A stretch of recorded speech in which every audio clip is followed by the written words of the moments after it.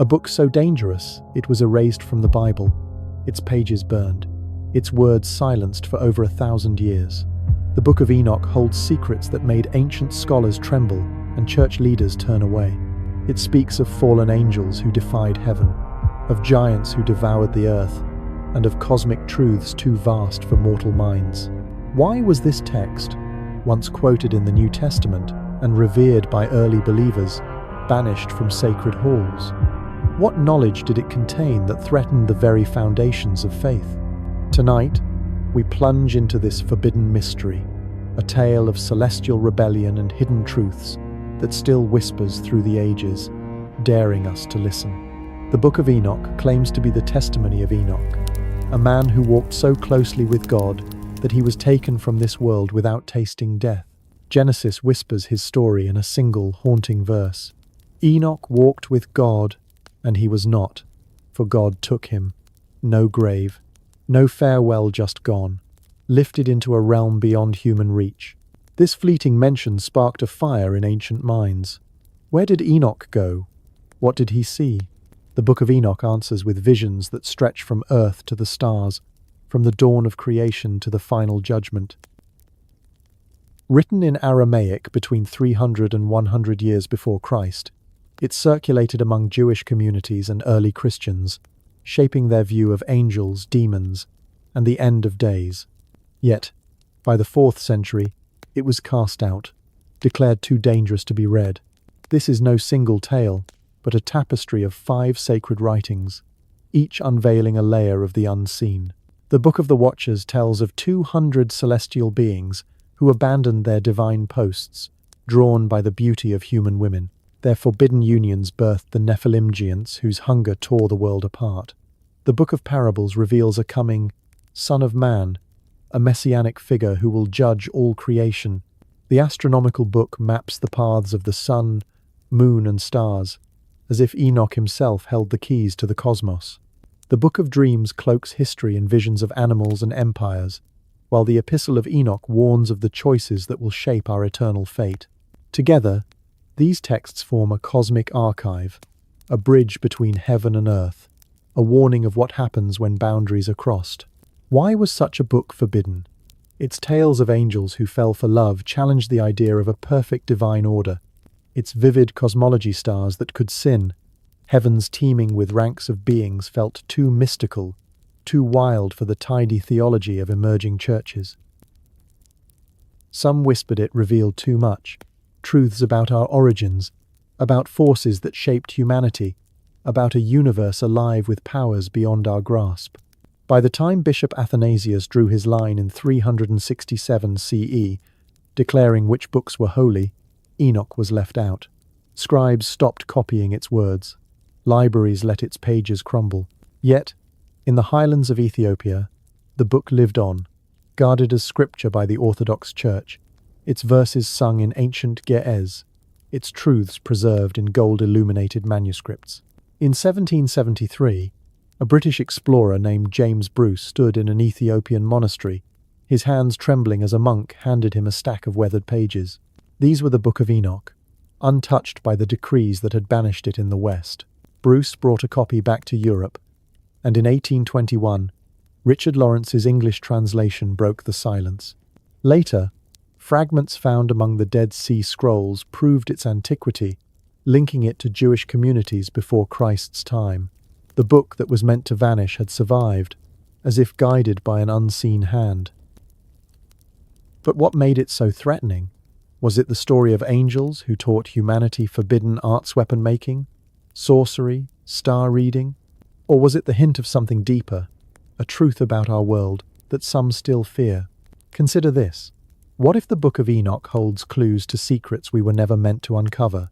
Modern voices claim its stories of angelic watchers, mirror tales of extraterrestrial visitors, beings who gifted humanity with knowledge too advanced for its age. The pyramids of Egypt, the stone circles of Stonehenge, could these be relics of their influence? And what of the Nephilim, those monstrous hybrids? Some say they never truly perished, their descendants lurking in the shadows, shaping history from behind closed doors. These are not just ancient myths, but questions that echo in our time, in whispers of conspiracy and wonder, challenging us to look beyond the veil of the known. As the night deepens, let these mysteries settle in your mind like stars in a quiet sky. The Book of Enoch is more than a lost book. It is a call to wonder, a glimpse into a universe where the divine and human once intertwined. What truths were so powerful that they had to be hidden? What forces still watch us from beyond? As we move forward, we'll unravel the chilling tale of the Watchers angels who traded heaven for earth, only to unleash chaos. Their story is not just a legend, but a thread in the tapestry of our origins, pulling us toward the question, what else lies hidden in the shadows of history? This is Mr. H from Mystery History for Sleep. Breathe slowly, dear listener, and let these ancient whispers guide you into the next chapter, where the Nephilim rise and conspiracies take root. The tale of the Nephilim, those monstrous offspring of fallen angels and human women, haunts the ancient text. But what if their story didn't end with the flood that cleansed the earth? What if the giants, born of celestial rebellion, never truly vanished? Tonight, we explore a chilling question that echoes through modern conspiracies. Are the Nephilim still alive, lurking in the hidden corners of our world, shaping history from the darkness?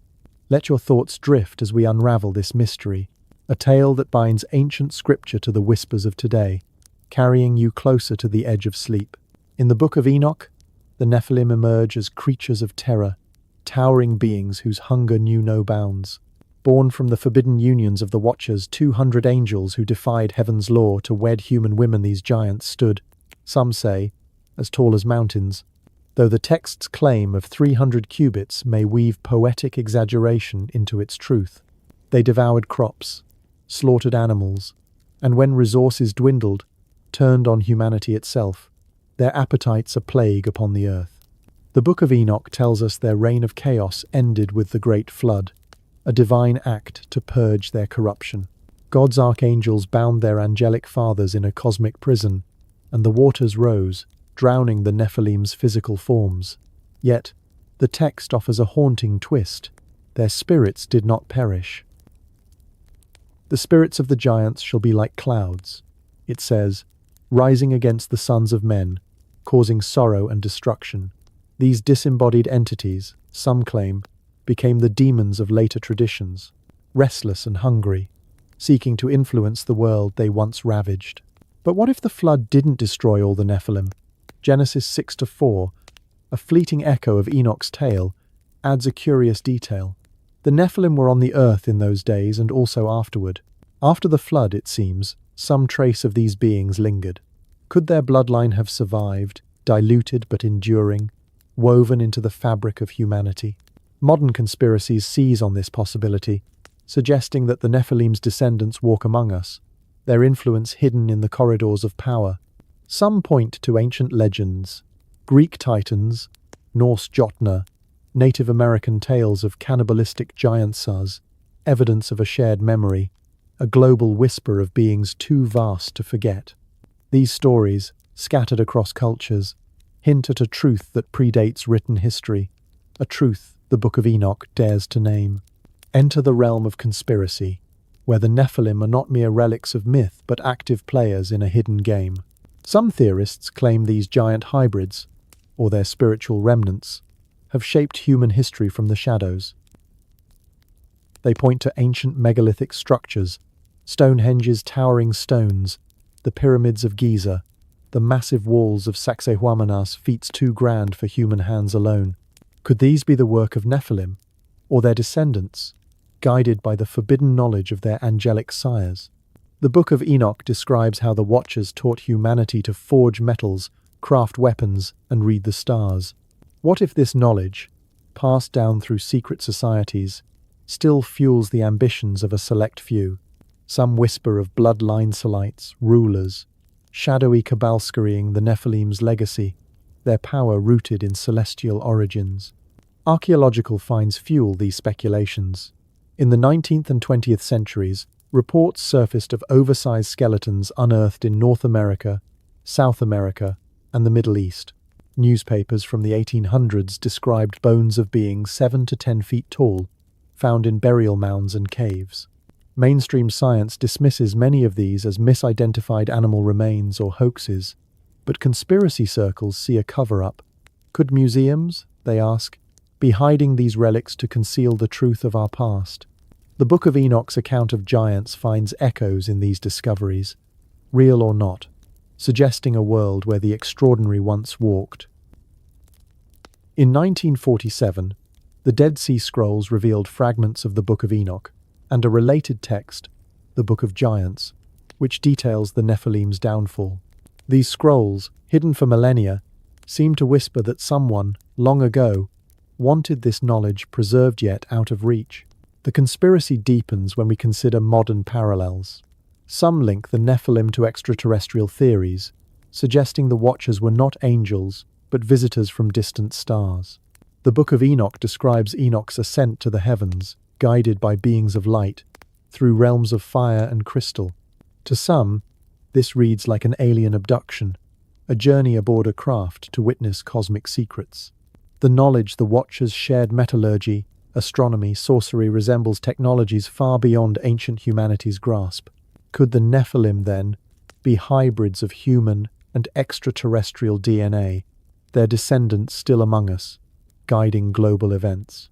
UFO sightings, tales of abductions, and reports of strange beings echo the Book of Enoch's imagery, as if the ancient text foresaw our modern fascination with the skies. But there's another layer, darker still. Some claim the Nephilim's spiritual legacy lives on in forces that manipulate humanity's path. The Book of Enoch warns that their spirits, unbound by flesh, roam as demons, stirring chaos. Could these entities influence world leaders, spark wars, or sow division through unseen whispers? Conspiracy theorists point to secret societies, Masons, Illuminati, ancient orders whose symbols and rituals hint at celestial knowledge. The all-seeing eye, the pyramid, the star, are these echoes of the Watchers' teachings preserved by those who inherited their power? The Book of Enoch's warnings about corruption and greed resonate in a world where power concentrates in few hands, raising questions about who or what pulls the strings. As you drift in the quiet of this night, imagine a world where the Nephilim's shadow still falls. Picture their descendants, human in form but carrying an ancient spark, moving through history's unseen currents. The Book of Enoch challenges us to wonder, what if the giants never left? What if their legacy shapes our wars, our cities, our very thoughts? As we move forward, we'll delve into the Watchers themselves, those celestial rebels who sparked this saga. Were they angels, aliens, or something else entirely? The stars above burn brighter now, their light piercing the veil of night, as if whispering secrets from a time before time. The Book of Enoch has drawn us into a world where giants walked and celestial beings defied the divine order. We've pondered the chilling possibility that the Nephilim, those monstrous offspring, might still linger in the shadows of our world. But what of their fathers, the Watchers, those angelic rebels who sparked this cosmic drama? Were they truly angels, as the ancient text claims, or could they be something else, visitors from distant stars, mistaken for divine beings by ancient eyes? Tonight, we step deeper into this enigma, exploring a question that bridges scripture and speculation. Are the Watchers of the Book of Enoch fallen angels, or are they extraterrestrial entities who shaped humanity's past? In the Book of Enoch, the Watchers are described as celestial beings, radiant and powerful, tasked with guarding humanity from their lofty posts in heaven. Led by Samjaza, they abandon their divine duty, descending to earth to take human wives and share forbidden knowledge. Their story is one of rebellion, love, and catastrophic consequences, culminating in their imprisonment in a cosmic jail. But the vivid imagery of their descent, beings of light, moving through the heavens, bearing wisdom beyond human grasp, strikes a chord with modern tales of extraterrestrial encounters. The Book of Enoch paints Enoch's own journey as a celestial voyage, lifted by beings whose faces shone like the sun, to realms of crystal and fire. To ancient scribes, this was a divine ascent. To modern minds, it reads eerily like an alien abduction, a journey aboard a craft to witness the machinery of the universe. Consider the knowledge the Watchers bestowed upon humanity. They taught the forging of metals, the crafting of weapons, the art of sorcery, and the mapping of the stars. These were not trivial gifts. They were leaps in understanding, technologies and insights that seem out of place in a primitive world. The Book of Enoch details how Azazel revealed the secrets of swords and shields, while others unveiled the cycles of the moon and the paths of the heavens. Such knowledge mirrors the sudden advancements of ancient civilizations, Egypt's pyramids, Mesopotamia's star charts, the megalithic precision of Stonehenge. Could these be the fingerprints of extraterrestrial intervention? Conspiracy theorists argue that the Watchers were not angels but advanced beings from another world, sharing technology that accelerated human progress, only to be mythologized as divine by those who witnessed them. The parallels are striking. Modern UFO lore describes beings of light, often tall and radiant, who appear to humans in moments of awe or terror. Abduction accounts speak of journeys to otherworldly realms, where witnesses glimpse cosmic truths or receive cryptic messages. The Book of Enoch describes Enoch's ascent to a place built of crystals, surrounded by tongues of fire, where he saw the gates of the sky, through which the sun and moon pass. This imagery resonates with modern descriptions of spacecraft interiors gleaming, otherworldly, filled with light. Some theorists point to Enoch's disappearance. He was not, for God took him as evidence of a permanent extraction, a man chosen to leave Earth for a higher purpose, perhaps aboard an alien vessel. Was Enoch a prophet, or an emissary to a civilization beyond the stars? Ancient astronaut theories thrive on these connections. They propose that the Watchers were extraterrestrials who visited Earth in humanity's infancy, guiding its development with knowledge that sparked civilization. The pyramids of Giza, aligned with Orion's belt, and the Nazca lines, visible only from the sky, are cited as evidence of their influence. The Book of Enoch's astronomical book details a calendar of 364 days, a system so precise it rivals later astronomical discoveries. How could a man of Enoch's time know such things, unless guided by beings with advanced understanding? The Dogon people of Mali, with their ancient knowledge of Sirius Bar's star, invisible to the naked eye, echo this idea, claiming their wisdom came from sky beings. Could these be the same Watchers, their legacy scattered across cultures, cloaked in myth? Yet, the Book of Enoch frames the Watchers' actions as a sin, a violation of divine law that brought chaos. Their knowledge led to bloodshed, pride and corruption, prompting divine judgment. This moral lens complicates the extraterrestrial theory. If the Watchers were aliens, why did their gifts lead to ruin? Some speculate they were rogue visitors, acting against a cosmic code, their teachings a reckless experiment that destabilized humanity. Others suggest a deliberate agenda.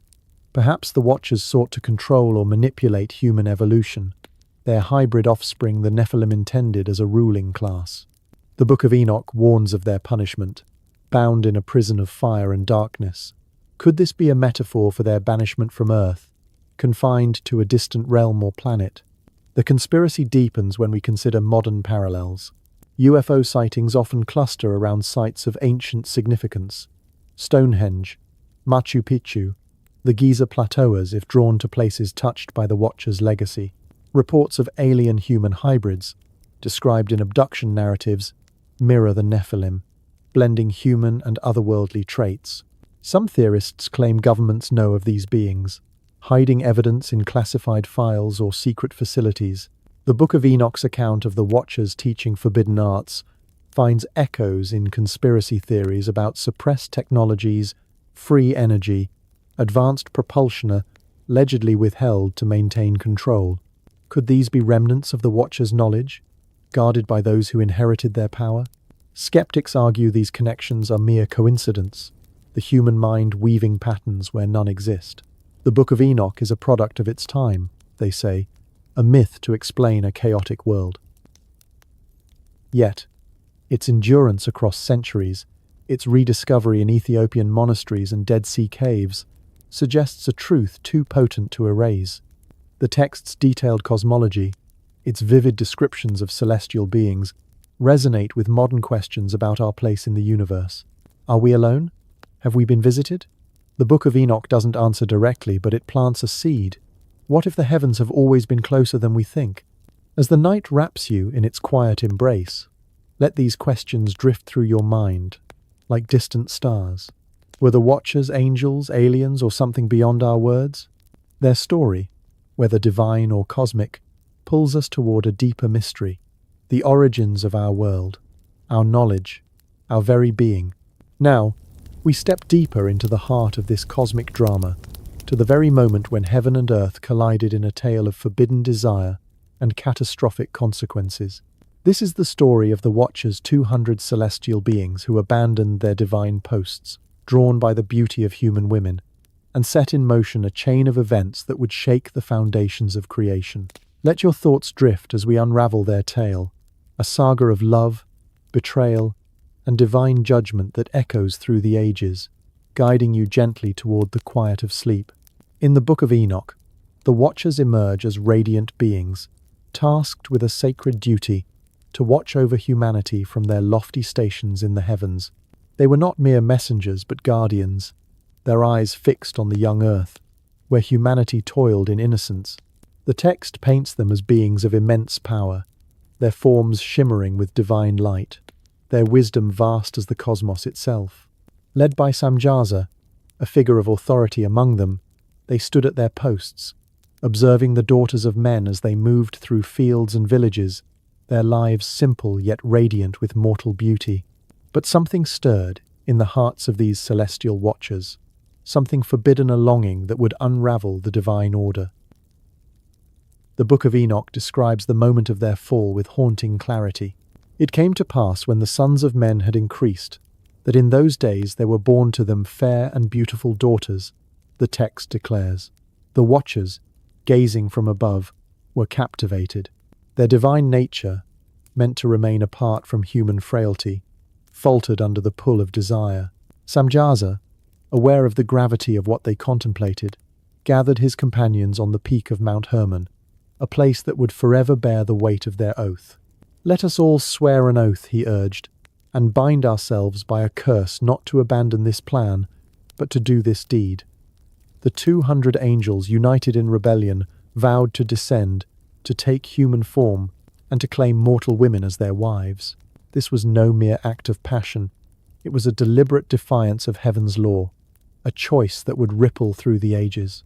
As they stepped onto the earth in the days of Jared, Enoch's father, the Watchers transformed, their celestial radiance cloaked in flesh.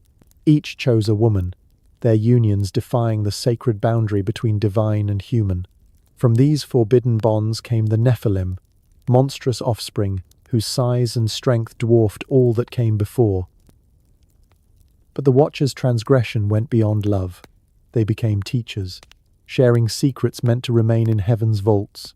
Azazel, a key figure among them, taught humanity the art of forging metal swords, knives, shields, and breastplates, unleashing the seeds of warfare.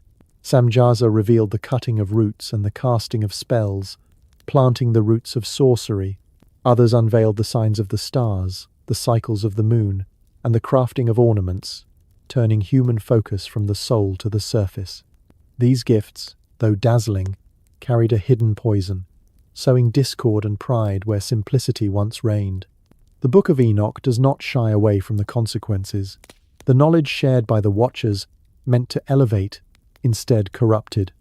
Weapons led to bloodshed, as tribes turned on one another with newfound ferocity. Spells and star-reading fed superstition, pulling hearts away from trust in the divine. The adornments, jewels, dyes, and cosmetics fostered vanity, shifting humanity's gaze from inner truth to outward show. The world, once a garden of harmony, became a battlefield of ambition and strife. The Nephilim, born of these unions, amplified the chaos, their insatiable hunger consuming crops, animals, and eventually humans themselves. The earth groaned under their weight, its balance shattered by the Watchers' reckless choices. Yet, this tale is not merely one of ruin. It is a tragedy of celestial proportions. The Watchers, beings of light, were not tricked into their fall like Adam and Eve. They chose it, their eyes open, their oath binding them to a path of no return. The Book of Enoch portrays their decision as both profound and heartbreaking rebellion born not of malice, but of a yearning to bridge the gap between heaven and earth. Some scholars see echoes of this story in other ancient myths: the Titans of Greece, who defied Zeus; the Anunnaki of Mesopotamia, who descended to shape humanity; the sky gods of countless cultures, who mingled with mortals only to face divine wrath. Could these be fragments of the same truth, a universal memory of beings who crossed a forbidden line? The Watcher's story carries a timeless warning: power without restraint breeds chaos. Their knowledge, given without wisdom, turned gifts into curses. Their love, unbound by divine law, birthed monsters rather than harmony. The Book of Enoch frames their fall as the moment when heaven's order began to unravel, setting the stage for divine intervention. The cries of humanity suffering under the Nephilim's tyranny reached the throne of God. The archangels Michael, Gabriel, Raphael, and Uriel looked down in sorrow, their voices rising to plead for justice. The Watchers, once guardians, had become agents of destruction, and their reckoning was at hand. The Watchers' rebellion is not just a myth, but a mirror, reflecting our own temptations to grasp what is not ours, to cross boundaries that should remain sacred. What drove them to abandon heaven's light? Was it love, pride, or a longing to be more than watchers? Their story, however, is not just one of forbidden love, but of forbidden knowledge secrets shared with humanity that turned harmony into havoc. Tonight, we delve into the gifts the Watchers bestowed upon the earth, teachings that promised progress but delivered chaos, reshaping the world in ways that still resonate. In the Book of Enoch, the Watchers' transgression extends beyond their unions with human women. Having descended to earth, they became teachers, unveiling mysteries meant to remain locked in heaven's vaults. The text names their leader, Azazel, as the one who taught men to make swords, knives, shields, and breastplates, and made known to them the metals of the earth and the art of working them. This was no mere craft. It was the birth of warfare, the spark that turned disputes into slaughter. Before this, human conflicts were fleeting, resolved with fists or stones. Now, blades gleamed in the sun, and blood stained the ground, as tribes wielded tools of destruction they could scarcely comprehend. Samjaza, the chief of the Watchers, shared a different kind of knowledge: enchantments and root cuttings, the seeds of sorcery and manipulation of nature's secrets. This was not healing herbalism, but a twisting of the earth's gifts, bending plants and spirits to human will. Other Watchers followed, each offering a piece of the celestial puzzle. Barakel taught the reading of the stars, revealing astrology's patterns, turning the heavens into a map of fate. Kokabel disclosed the signs of the constellations, while Armoros unveiled the breaking of spells, a counter to Samjaza's enchantments. Shamsiel taught the signs of the sun, and Serial the course of the moon, gifting humanity a glimpse into time's cosmic rhythm. Even women were not spared these teachings, learning to adorn themselves with bracelets, ornaments, and the beautifying of the eyelids, a shift from inner grace to outward allure. At first glance, these gifts might seem benevolent tools for progress, beauty, and understanding. Metalwork built stronger shelters, star reading guided travelers, adornments celebrated human creativity. But the Book of Enoch cast these teachings as a betrayal of divine order. Knowledge, given without wisdom, became a catalyst for ruin. Weapons escalated violence, turning neighbor against neighbor. Sorcery fostered mistrust, as humans sought power over one another rather than harmony with creation. Astrology, once a sacred art, led to fear of the stars, as people saw omens where they once saw wonder. The adornments, though seemingly trivial, fed vanity, pulling focus from the soul to the mirror. The text laments, "There arose much godlessness, and they were led astray, and became corrupt in all their ways." This corruption was not just moral but existential. The Watchers' teachings disrupted the natural balance, giving humanity tools it was not ready to wield. The forging of metals stripped the earth, as mines scarred the land. Sorcery twisted the spiritual fabric, inviting forces beyond human control. The focus on appearance birthed pride, fracturing communities as individuals sought to outshine one another. The Book of Enoch suggests these gifts were not meant for humanity's infancy, that divine wisdom would have unveiled them gradually, tempered by understanding. Instead, the Watchers poured heaven's secrets into unprepared hands, like handing a child a flame in a field of dry grass. The consequences rippled outward. The text describes a world where men perished, and their cry went up to heaven. Violence, fueled by weapons, tore families apart. Superstition, born of spells and star signs, replaced trust in the divine with fear of the unknown. The earth itself suffered, its resources plundered to feed humanity's newfound ambitions. The Nephilim, the Watchers' monstrous offspring, amplified this chaos, their hunger consuming what little remained. The Book of Enoch frames this as a tragedy of imbalance, where knowledge without restraint became a poison, seeping into every corner of creation. This story finds echoes beyond the text. In myths that speak of gods gifting fire or wisdom to humanity, only to spark unintended ruin. Prometheus, in Greek mythology, stole fire from the heavens, granting humans progress at the cost of eternal punishment. The Anunnaki of Sumerian lore taught arts that elevated but also enslaved. Could these be reflections of the same event? A moment when beings from above shared too much, too soon? The Book of Enoch suggests the Watcher's knowledge was not evil in itself, but untimely, a disruption of the divine rhythm that governs growth. In our time, the tale of forbidden knowledge resonates anew. We live in an age of rapid discovery, genetic engineering, artificial intelligence, space exploration, each a leap that mirrors the Watcher's gifts. Are we too grasping secrets before we're ready? The Book of Enoch warns that knowledge, untethered from wisdom, breeds chaos. Our wars, our environmental scars, our obsession with imagedo, they echo the same missteps. Some speculate that the Watcher's teachings live on, guarded by secret societies or hidden in technologies suppressed by those in power. The ancient arts of metallurgy and astronomy, they argue, are but precursors to modern marvels, their origins obscured by time. As the night wraps you in its quiet embrace, let the story of the Watcher's gifts linger, a cautionary tale of power misused, of boundaries crossed. Their knowledge reshaped the world, but at what cost? In the next chapter, we'll confront the Nephilim themselves, the giants born of this rebellion, whose hunger turned the earth into a battlefield. Their story is a mirror to our own, a question of what happens when we take more than we can hold. These were the Nephilim, the brutal giants whose hunger devoured all, leaving scars on a world that cried out for salvation. The Book of Enoch introduces the Nephilim as the monstrous offspring of the Watchers, those 200 celestial beings who descended to earth and human women. Their birth was no miracle, but a violation of divine order, a blending of heaven's light with mortal flesh. The text claims they stood immense, with some accounts suggesting heights of 300 cubits, nearly 500 feet, though this may be the poetic flourish of ancient scribes. Even scaled down, they towered over humanity, their strength unmatched, their presence a terror. The Hebrew word Nephilim hints at their nature, the fallen ones, or those who cause others to fall.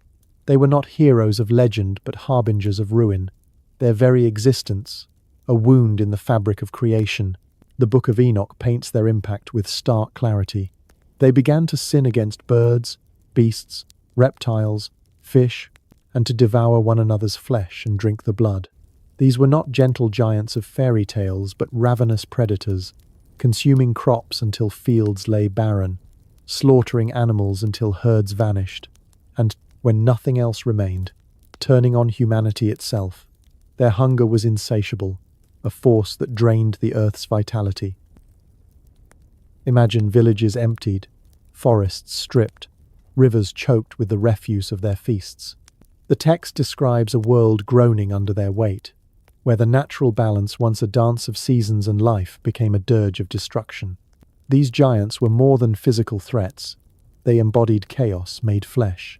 Their hybrid nature, part divine, part human, defied the sacred boundaries set by the Creator. The Book of Enoch suggests their creation was an affront to the cosmic order, a distortion that could not endure. Their appetites mirrored their father's recklessness, the Watchers who shared forbidden knowledge without restraint. As weapons spread bloodshed and sorcery twisted spirits, the Nephilim's presence amplified this disorder, turning the earth into a battlefield where survival became a desperate struggle. The text notes, "The whole earth has been corrupted through the works that were taught by Azazel," pinning the blame on the Watchers but casting the Nephilim as the living proof of their sin. This story resonates beyond the Book of Enoch. Genesis 6-4 mentions the Nephilim briefly. The Nephilim were on the earth in those days, and also afterward when the sons of God went to the daughters of men and had children by them. This cryptic reference, coupled with Enoch's vivid account, finds echoes in myths worldwide. Greek tales of titans warring against gods, Norse legends of Jotnar shaking the mountains, and Native American stories of giant cannibals stalking the forests all hint at a shared memory.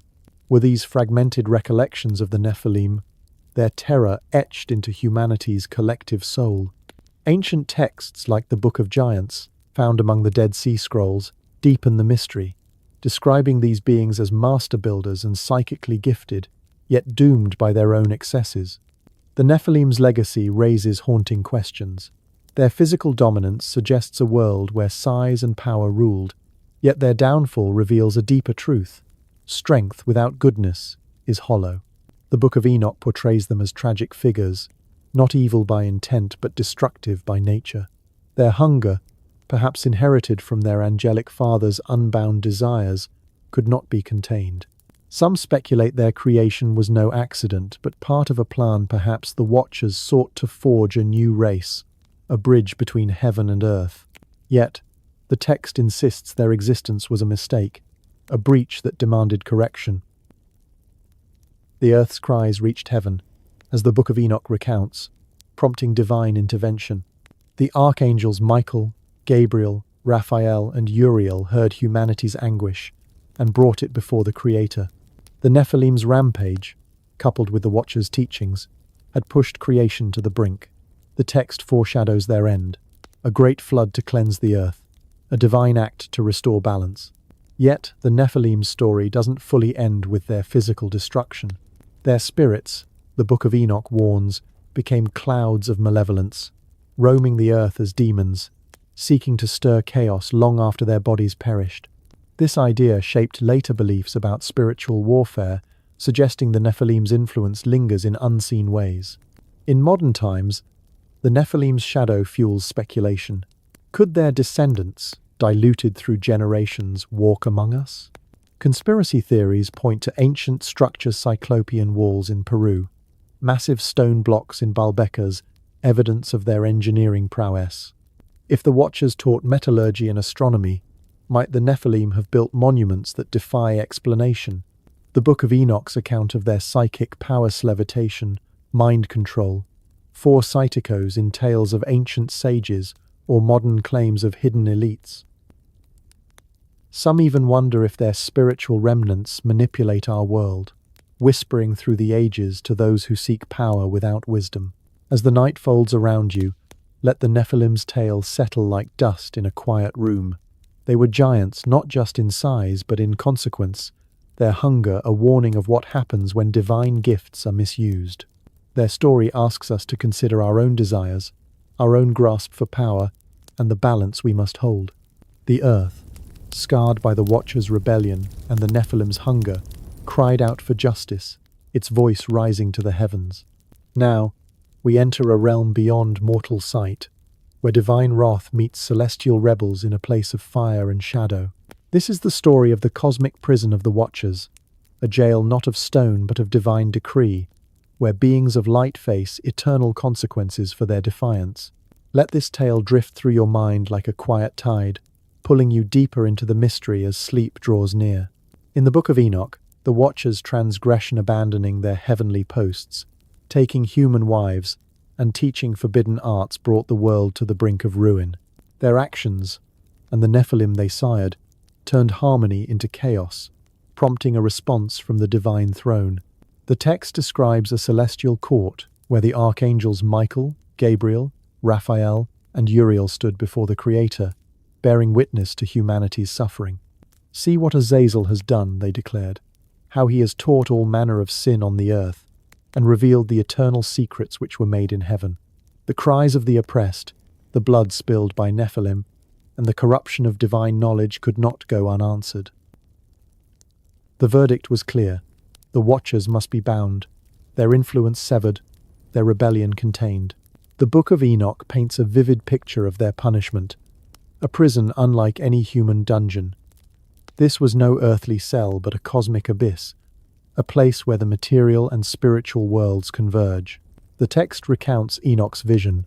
"I went to another place, more terrible than this, and saw a great fire that burned and blazed, and the place had a cleft reaching to the abyss, full of great pillars of fire falling.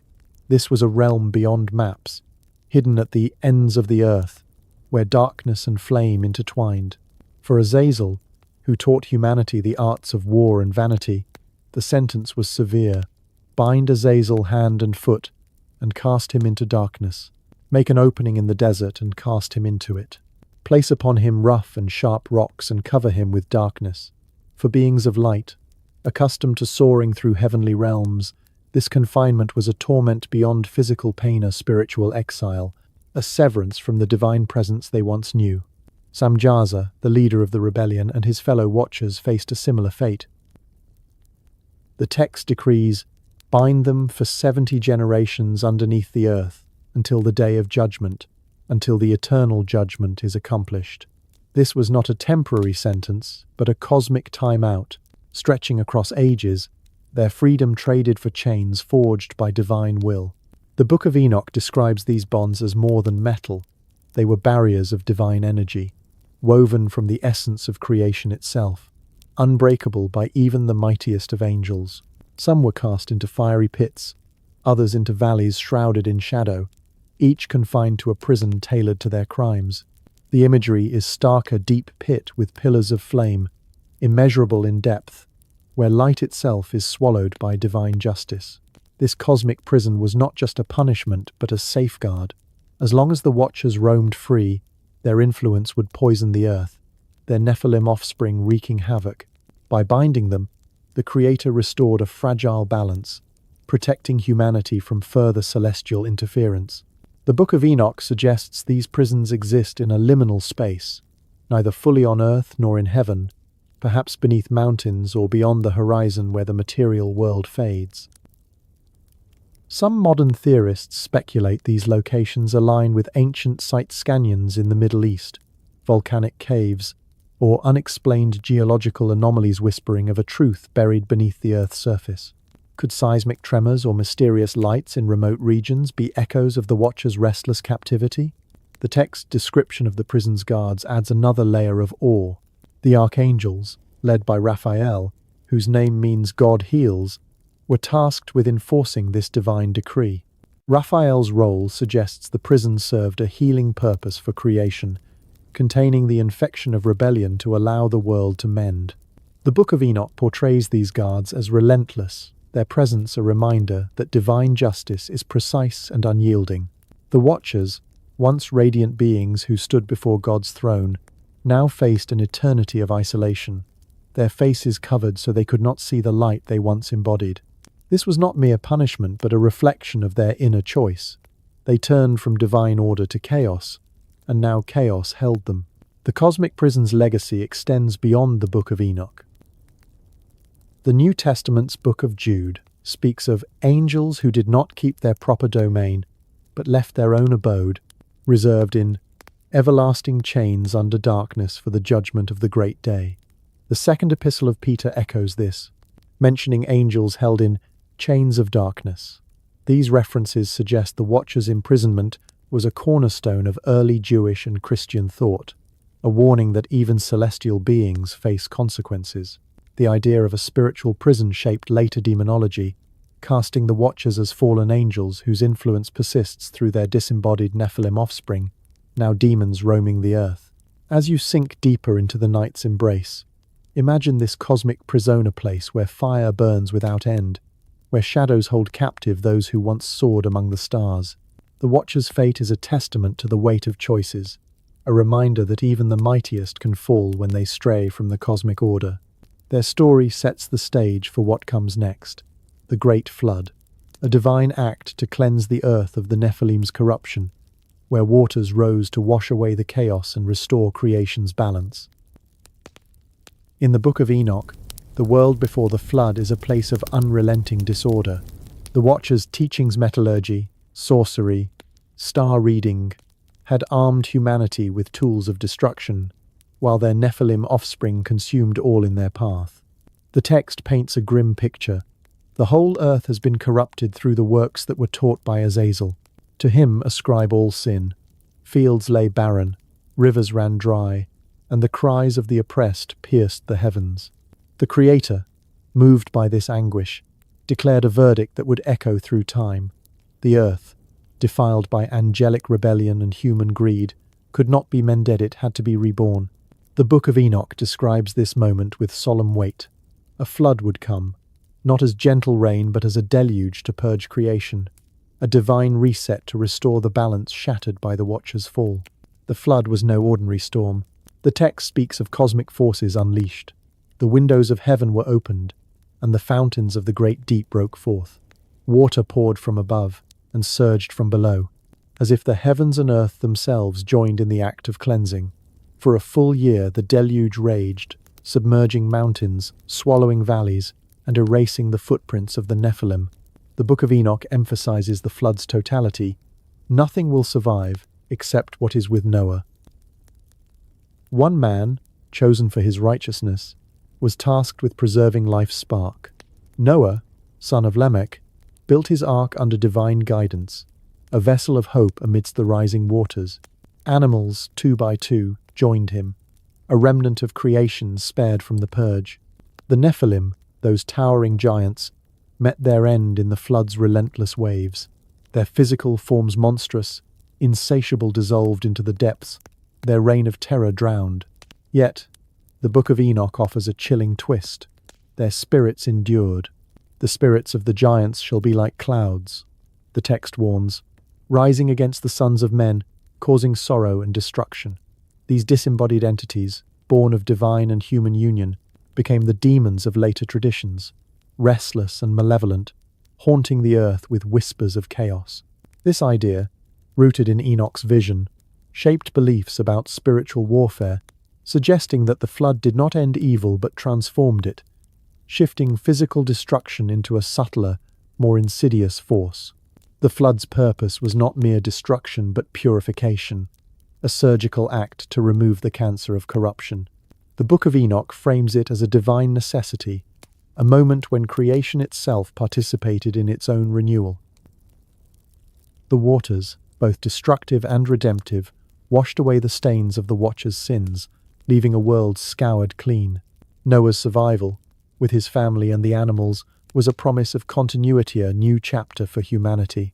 The text notes that after the waters receded, God established a covenant. Never again will water destroy all flesh. The rainbow, a shimmering arc across the sky, sealed this vow, a sign that divine mercy tempered divine justice. This story finds echoes beyond the Book of Enoch. Genesis recounts a similar flood, but Enoch's version adds depth, emphasizing the cosmic stakes and the spiritual aftermath.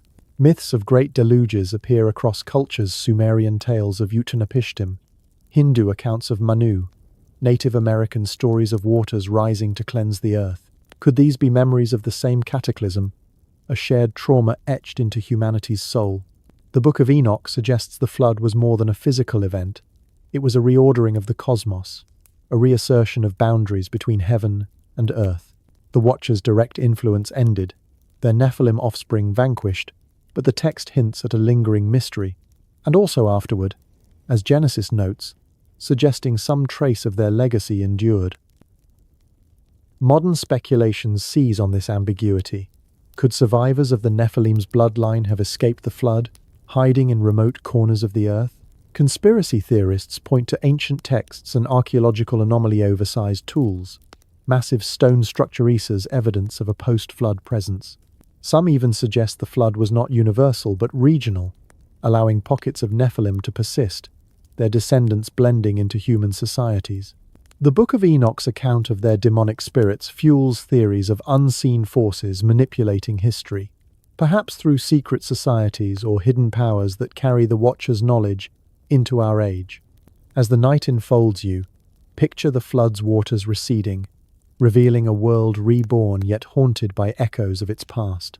The Great Flood was a moment of divine reckoning, a cleansing that reset creation's course but left questions lingering in its wake. Did all traces of the Nephilim vanish, or do their spirits still whisper?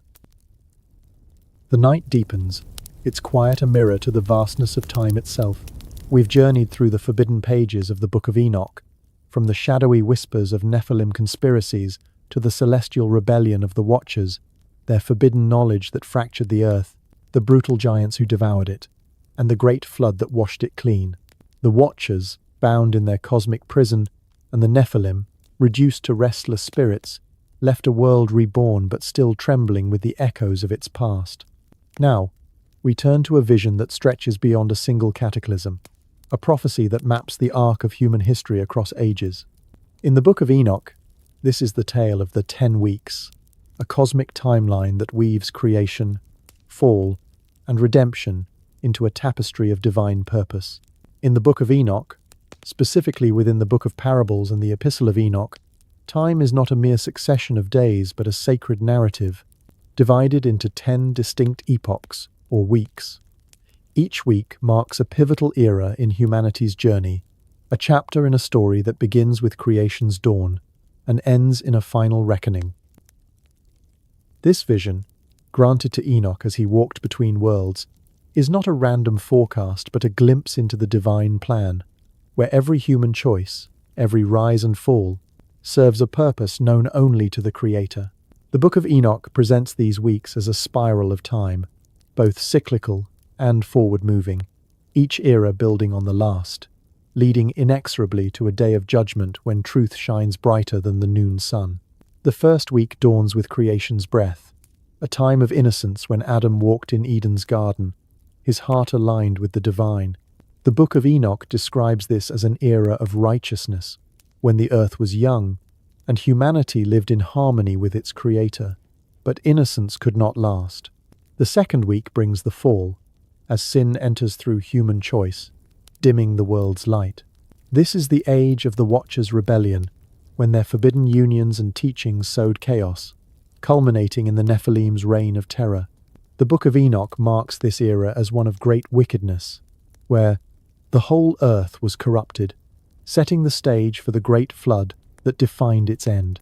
The third week rises from the flood's aftermath, centered on Noah, the righteous man spared to carry humanity's hope. His survival, with his family and the creatures of the ark, marks a new beginning, a covenant sealed by the rainbow. Yet the world remains fragile, its scars a reminder of what was lost. The fourth week belongs to Abraham, the father of nations, whose faith forged a chosen people to carry divine light through darkening ages. This era sees the promise of a land, a lineage, and a purpose, planting seeds that would grow through time. The fifth week unfolds with the giving of the law through Moses, a beacon to guide a wandering nation. The Book of Enoch speaks of this as a time when divine order was etched in stone, a path to righteousness amidst human frailty. Yet, shadows gather. The sixth week brings the rise of kings and prophets, temples built and desecrated, a time of glory tainted by apostasy. The Book of Enoch laments the desecration of sacred spaces, as humanity strays once more, their hearts turning from truth to pride. The seventh week is marked by judgment, a period of apostates and reckoning. The Book of Enoch describes a world where the righteous are few, shining like stars against a darkening sky, while the wicked multiply, their deeds recorded in the books of heaven. This era echoes the exile of Israel, a time of scattering and return, where lessons learned in foreign lands forge a resilient faith. The eighth and ninth weeks herald the rise of justice, as the righteous begin to prevail, their light growing stronger. These are times of preparation, where the world teeters on the edge of transformation, awaiting the final act. The 10th week, the culmination of Enoch's vision, unveils a new heaven and a new earth, Sin will vanish like smoke, the text proclaims, and righteousness will reign forever. This is the era of the final judgment, when the Ancient of Days, seated on a throne of glory, opens the books of life. The wicked face eternal fire, while the righteous are clothed in garments of light, welcomed into a kingdom where death and pain are no more. The Book of Enoch paints this as a cosmic renewal, where the stars themselves align with divine will, and the earth is reborn in harmony. This vision of 10 weeks is not mere prophecy, but a framework for meaning, a way to see history as a purposeful arc rather than a chaos of chance. Each week carries its own character, its own trials and triumphs, yet all are woven into a larger design. The Book of Enoch suggests that time is a tapestry, with every human life a thread, each choice adding color to the whole. For ancient readers, this offered comfort. Their struggles fit within a divine plan, their pain a note in a greater song. For us, it raises questions. Are we living in the 7th week, where apostasy reigns, or the 9th, where justice stirs? The Book of Enoch doesn't specify dates, but its warnings of moral decline, wars, and cosmic upheaval feel eerily familiar in our time. Modern conspiracies seize on this timeline, suggesting we're nearing the 10th week. Some see signs global conflicts, environmental crises, the rise of secret powers, echoes of Enoch's prophecies. Could hidden forces, perhaps tied to the Nephilim's legacy, be steering us toward this final reckoning? The Book of Enoch's vision influenced later texts, like the Book of Revelation, with its thrones, books of life, and New Jerusalem. Its imagery of a messianic figure, the Son of Man, shaped early Christian thought, linking Enoch's prophecy to Jesus' teachings.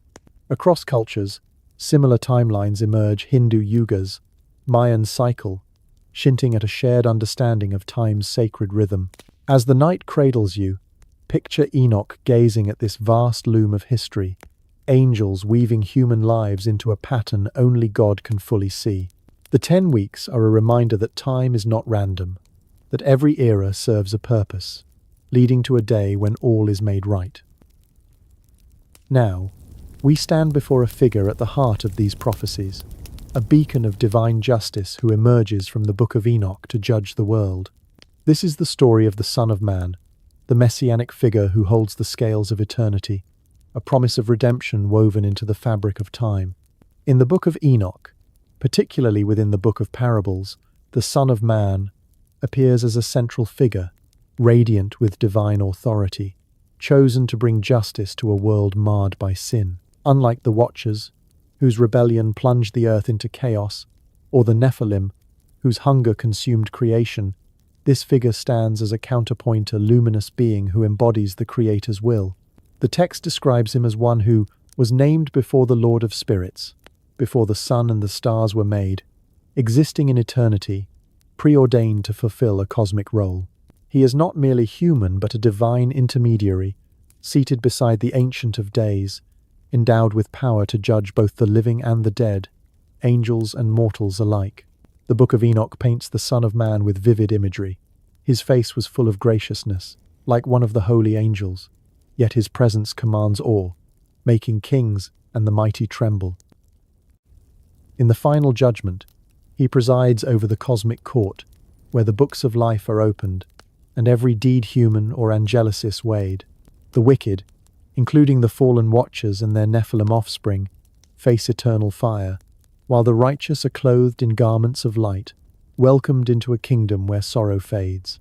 This vision of justice is not vengeful but restorative, a reordering of creation to align with divine harmony.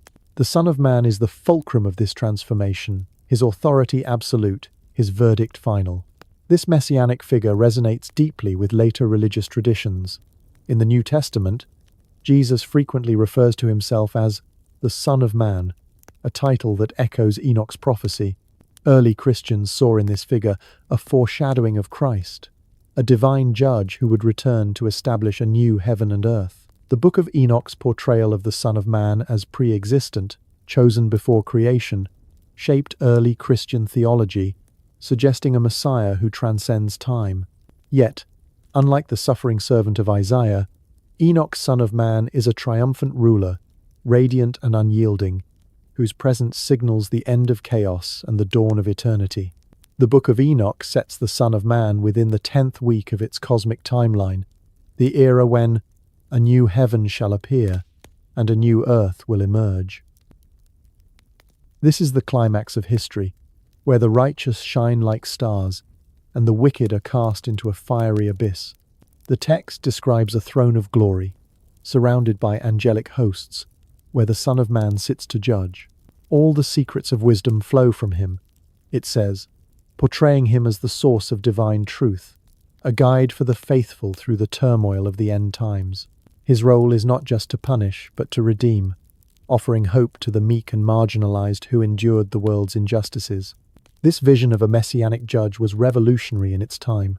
The Book of Enoch, written centuries before Christ, introduced a figure who bridged heaven and earth, a concept that would influence Jewish and Christian eschatology. The Book of Daniel, with its one like a son of man coming on the clouds, draws heavily from Enoch's imagery, as does the Book of Revelation, with its thrones, books of life, and New Jerusalem. The Son of Man's role as a cosmic arbiter, overseeing a judgment that encompasses angels, giants, and humans, suggests a universe where no act goes unseen, no tear uncounted. The Book of Enoch's messianic vision also carries a moral weight. The Son of Man is not just a judge, but a call to righteousness, a reminder that choices matter in the divine ledger. The text urges the faithful to walk straight paths, to embrace truth and compassion, knowing that the Son of Man will measure their lives.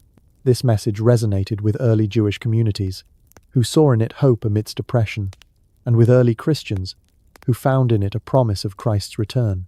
Even today, the idea of a final arbiter speaks to a deep human longing for justice, for a world where wrongs are righted and the humble are lifted.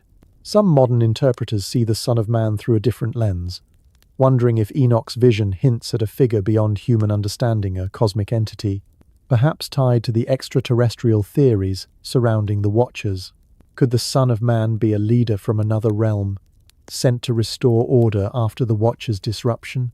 While the Book of Enoch roots him in divine authority, his pre-existence and celestial nature invite speculation about his origins, blending ancient prophecy with contemporary questions about our place in the universe.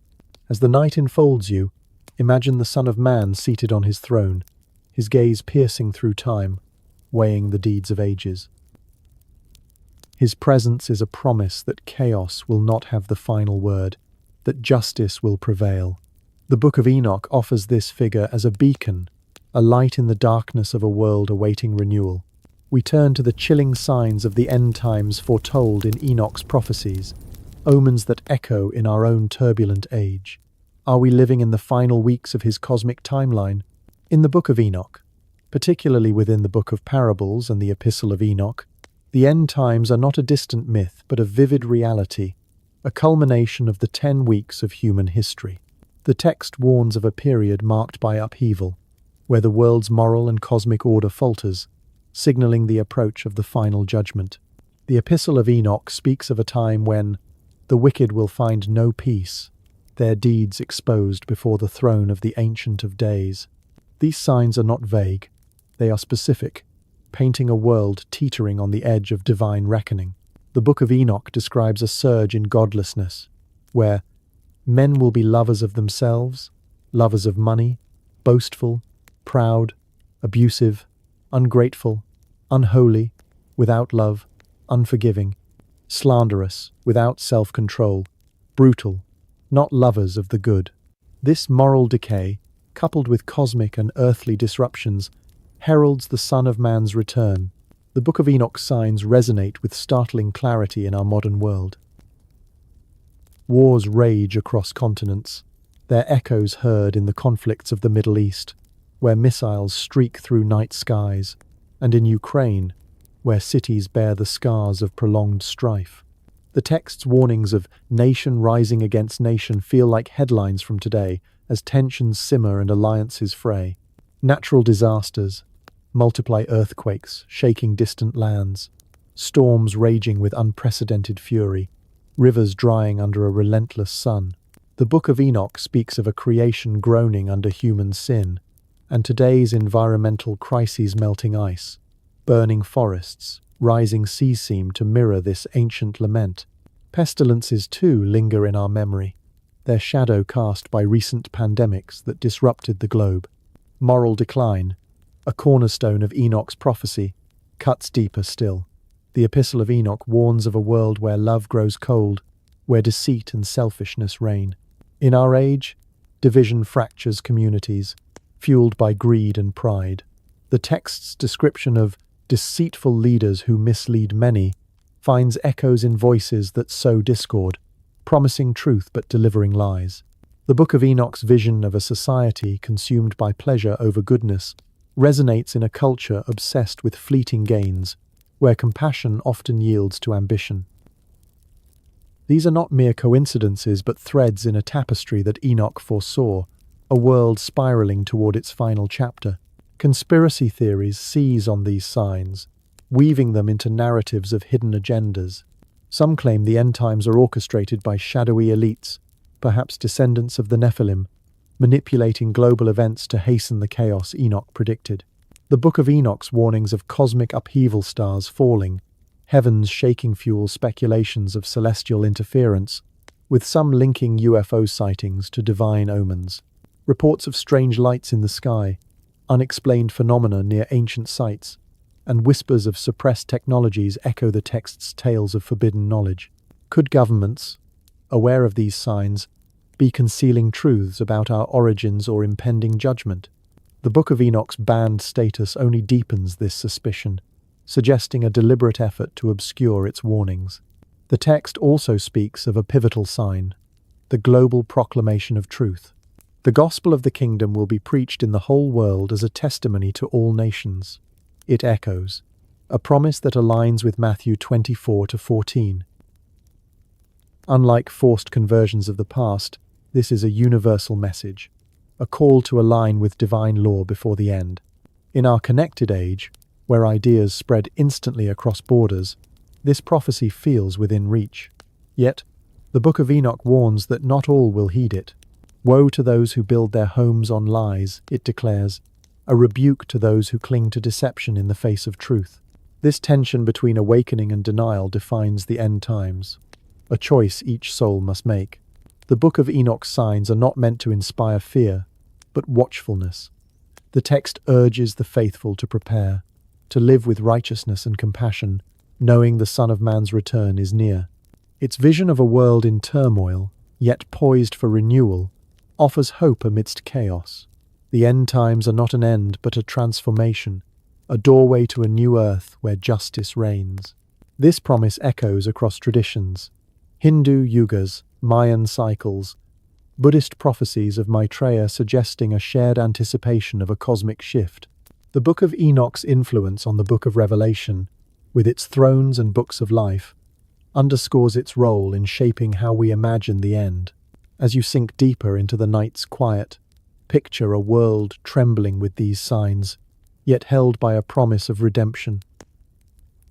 The Book of Enoch asks us to look at our own time, to see the wars, the quakes, the fading of love, and to ask, are we in the final weeks? Its warnings are a call to live with purpose, to choose truth over deceit, compassion over greed. The night unfurls its starlit veil, each pinpoint of light a silent witness to truths older than the earth itself.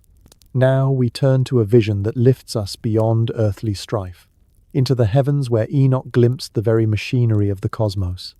This is the story of the Astronomical book, where the stars, sun and moon reveal their sacred rhythms, guided by an angel's voice. In the Book of Enoch, the Astronomical book stands apart, a record of divine precision that maps the movements of the heavens. Enoch, chosen to walk with God, was led by the angel Uriel, whose name means light of God, to witness the cosmic order. The text describes a journey through realms where the sun rises and sets through gates in the sky, where the moon waxes and wanes in perfect cycles, and where the stars follow paths ordained by the Creator. Unlike the chaotic tales of the Watcher's fall or the Nephilim's destruction, this vision is one of harmony, a glimpse into the divine clockwork that governs time and seasons. The Book of Enoch presents the heavens as a manuscript, written in light, its patterns a testament to the Creator's design. Uriel revealed to Enoch a calendar of 364 days, divided into 4 equal quarters of 91 days, each marking a season that begins on the same day every year. This solar calendar, distinct from the lunar cycles used by many ancient cultures, ensured rituals aligned with cosmic law, a system later echoed by the Essenes at Qumran. The Book of Enoch details the sun's journey through 6 eastern and 6 western gates, corresponding to the shifting positions of sunrise and sunset across the year. In the longest days of summer, the text explains, the sun rises through the farthest northeastern gate and sets in the farthest northwest. In winter, it passes through the southernmost gates. This describes the solstices and equinoxes with startling accuracy, capturing the tilt of Earth's axis and its effect on daylight's length knowledge that seems to outstrip the tools of Enoch's era. The moon cycles are equally precise. Uriel showed Enoch a 28-day rhythm, with 14 days of waxing and 14 of waning, mirroring the modern synodic month. The text accounts for the dark days of the new moon, the gradual illumination to fullness, and the return to shadow. It even addresses the misalignment between lunar and solar years, a problem solved by intercalation, a sophistication rare in ancient texts. The Book of Enoch also speaks of the stars-fixed stars moving as a group, and wandering stars, likely planets following their own courses. Some stars, the text warns, rebel against their ordained paths, possibly alluding to eclipses or irregular celestial events, seen as omens of divine displeasure. This astronomical knowledge is astonishing for its time. The Book of Enoch, written centuries before Christ, describes phenomena solar declination, lunar cycles, planetary motion that align with later scientific discoveries. How could a man of Enoch's age, without telescopes or mathematics, grasp such truths? The text credits Uriel, but some modern minds wonder if this angel was a metaphor for a higher intelligence, perhaps extraterrestrial, as we pondered earlier. The astronomical book's precision finds echoes in ancient observatories. Stonehenge, aligned to the summer solstice, the Mayan pyramids of Chichen Itza, marking equinoxes, the Nabta Playa in Egypt, with stones tracking celestial events over 6,000 years ago. Could these structures reflect the same knowledge Enoch received, passed down by beings from beyond? The Book of Enoch frames this knowledge as sacred, not merely scientific. The stars are not just lamps in the sky, but timekeepers, messengers of divine will. Each star, each gate, each turning of the moon holds meaning, Uriel tells Enoch, tying celestial rhythms to festivals, prophecies, and judgments. When stars stray or moons appear at strange times, they signal shifts in the cosmic balance war, peace, drought, or renewal. This view resonates across cultures. The Maya saw celestial conjunctions as heralds of new eras. The Egyptians aligned souls' journeys with the solar bark. Hindu yugas linked human virtue to cosmic cycles. The Book of Enoch transforms astronomy into scripture, the sky a living testament to divine order. Yet, this knowledge carries a shadow. The Watchers, before their fall, taught humanity star reading, but their lessons bred superstition, turning awe into fear. The astronomical book reclaims this knowledge, presenting it as a divine gift meant to inspire, not enslave. Its calendar synchronized worship with the cosmos, a harmony disrupted by the Watchers' reckless teachings. Some speculate this sacred astronomy was guarded by ancient priesthoods or secret societies, its echoes preserved in structures like the Great Pyramid, whose alignments defy simple explanation. Could these be relics of Enoch's vision, or evidence of a lost civilization guided by celestial beings? In our time, the astronomical book's secrets resonate anew. Modern conspiracies suggest suppressed, knowledge astronomical, technological, even cosmically hidden, perhaps tied to the Watcher's legacy. The precision of Enoch's calendar, rivaling later systems, fuels theories of extraterrestrial influence, as if Uriel were a visitor from a distant star. The Book of Enoch's banned status only deepens this intrigue. Was it silence to keep such knowledge from humanity? As we probe the cosmos with telescopes and spacecraft, we echo Enoch's quest, seeking truths written in the stars. As the night cradles you, imagine Enoch standing beneath a pristine sky, Uriel at his side, mapping the heavens' dance. The Astronomical book is a reminder that the universe is not chaos but order. Its rhythms a call to align with divine purpose. We turn to a moment when this lost text emerged from the shadows, its voice breaking centuries of silence. This is the story of the rediscovery of the Book of Enoch, a tale of ancient manuscripts, hidden caves, and a world forced to confront truths it had tried to erase. For over a millennium, the Book of Enoch was a ghost in the annals of faith, its words banished from the sacred canon of most Jewish and Christian traditions. Once quoted by early church fathers and revered by Jewish scholars, it was declared apocryphal by the 4th century, its tales of fallen angels and cosmic judgments deemed too wild, too unsettling for the emerging orthodoxy.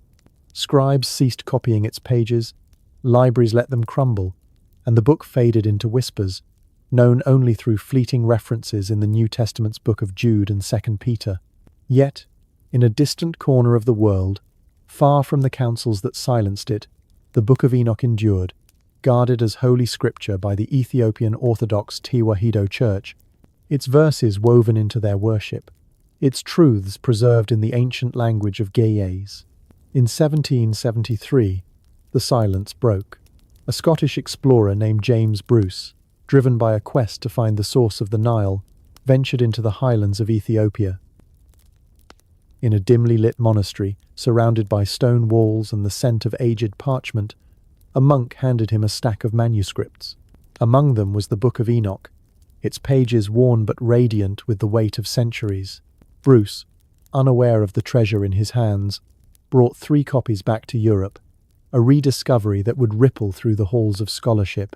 These manuscripts, written in Ge'ez, were a revelation text, thought lost for over 1,600 years, preserved in a land where faith had kept it alive.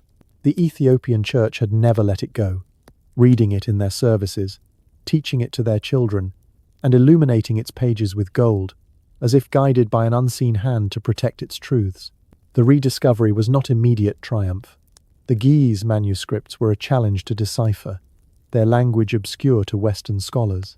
It wasn't until 1821 that Richard Lawrence, an Oxford professor, published the first full English translation, breathing life into Enoch's visions.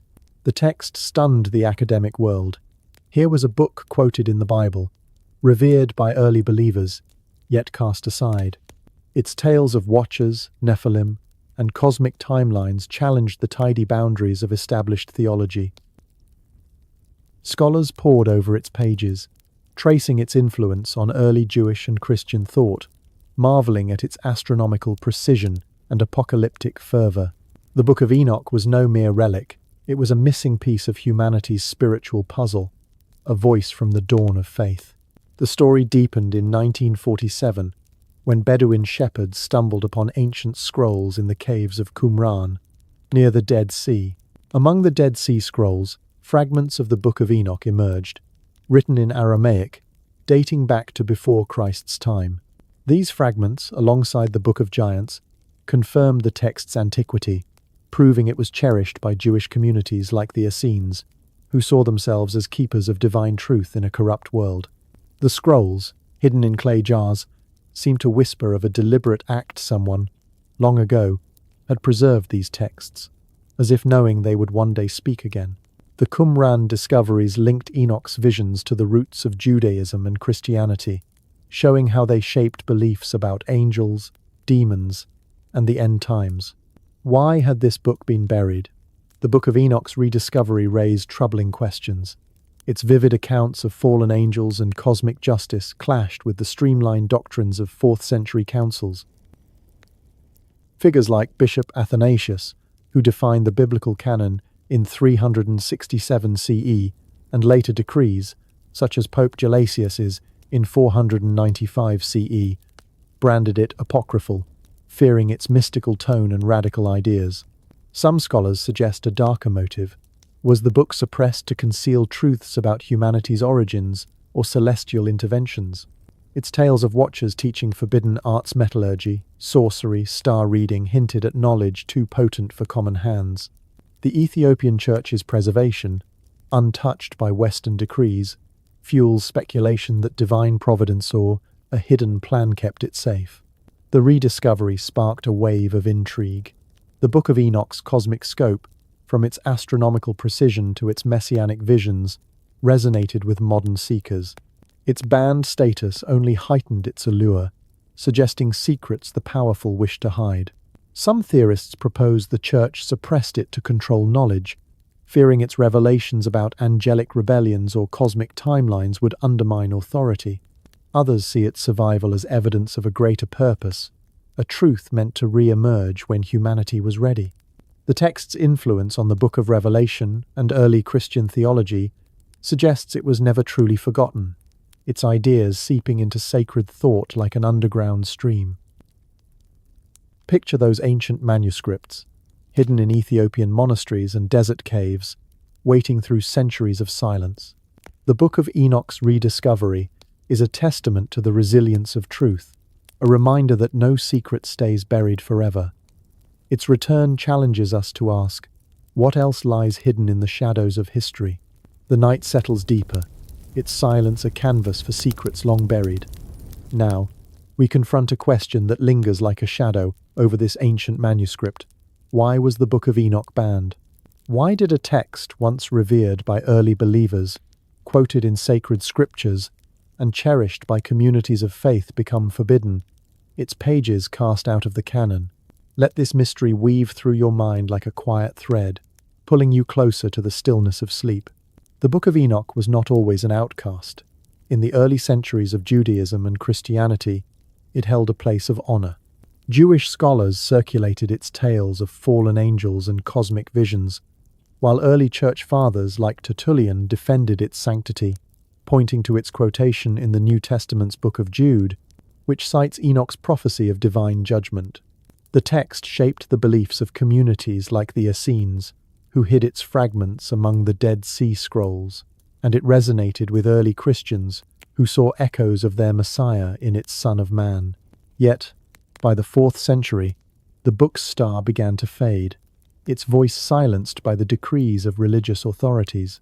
The reasons for its banishment are as complex as the text itself, rooted in theology, power, and fear of its radical truths. One primary reason lies in the Book of Enoch's bold cosmology. Its vivid tales of watchers angels who defied God to marry human women and sire Nephilim challenged the emerging orthodoxy's view of a singular, unerring divine order. The idea that celestial beings could choose evil, act independently, and disrupt creation raised troubling questions. If angels could fall, what did that say about God's control over heaven? The Book of Enoch's portrayal of a divine court, with ranks of angels and a Son of Man judging alongside the Ancient of Days, felt too complex, too mystical for a theology seeking simplicity and unity. As church leaders like Bishop Athanasius of Alexandria, in 367 CE, defined the biblical canon, they favored texts that reinforced a clear hierarchy, leaving Enoch's multifaceted cosmos on the outside. The book's detailed accounts of forbidden knowledge also sparked unease. The Watchers taught humanity, metallurgy, sorcery, and star reading arts that led to violence, superstition, and pride. To some early leaders, these stories bordered on dangerous mysticism, too close to the esoteric teachings of Gnostic groups who prized hidden knowledge over orthodox faith. Gnostics, with their emphasis on secret wisdom and spiritual hierarchies, embraced Enoch's visions, which raised red flags among church authorities. By associating the book with these fringe movements, figures like Jerome, who translated the Bible, labeled it apocryphal, fearing it could lead believers astray into speculative or heretical thought. Another factor was the Book of Enoch's historical and textual ambiguity. Some scholars, like Julius Africanus, questioned its authenticity, noting that it described events like the flood and its aftermath that seemed to postdate Enoch's life. How could a man taken by God before the flood write of later events? This skepticism, coupled with the book's absence from the Hebrew Bible's final canon, made it easier to exclude. As Jewish leaders, after the destruction of the Second Temple in 70 CE, focused on core texts like the Torah and prophets to preserve their faith, Enoch's mystical narratives felt too peripheral, too fantastical for a community seeking stability in turbulent times. The book's apocalyptic fervor posed another challenge. Its vivid prophecies of a final judgment, with the Son of Man presiding over angels and humans, clashed with the emerging Christian emphasis on a singular Messiah Jesus whose role was still being defined.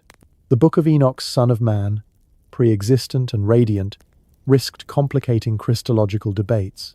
Its detailed visions of cosmic justice, where stars and elements themselves faced judgment, felt too radical, too open to misinterpretation.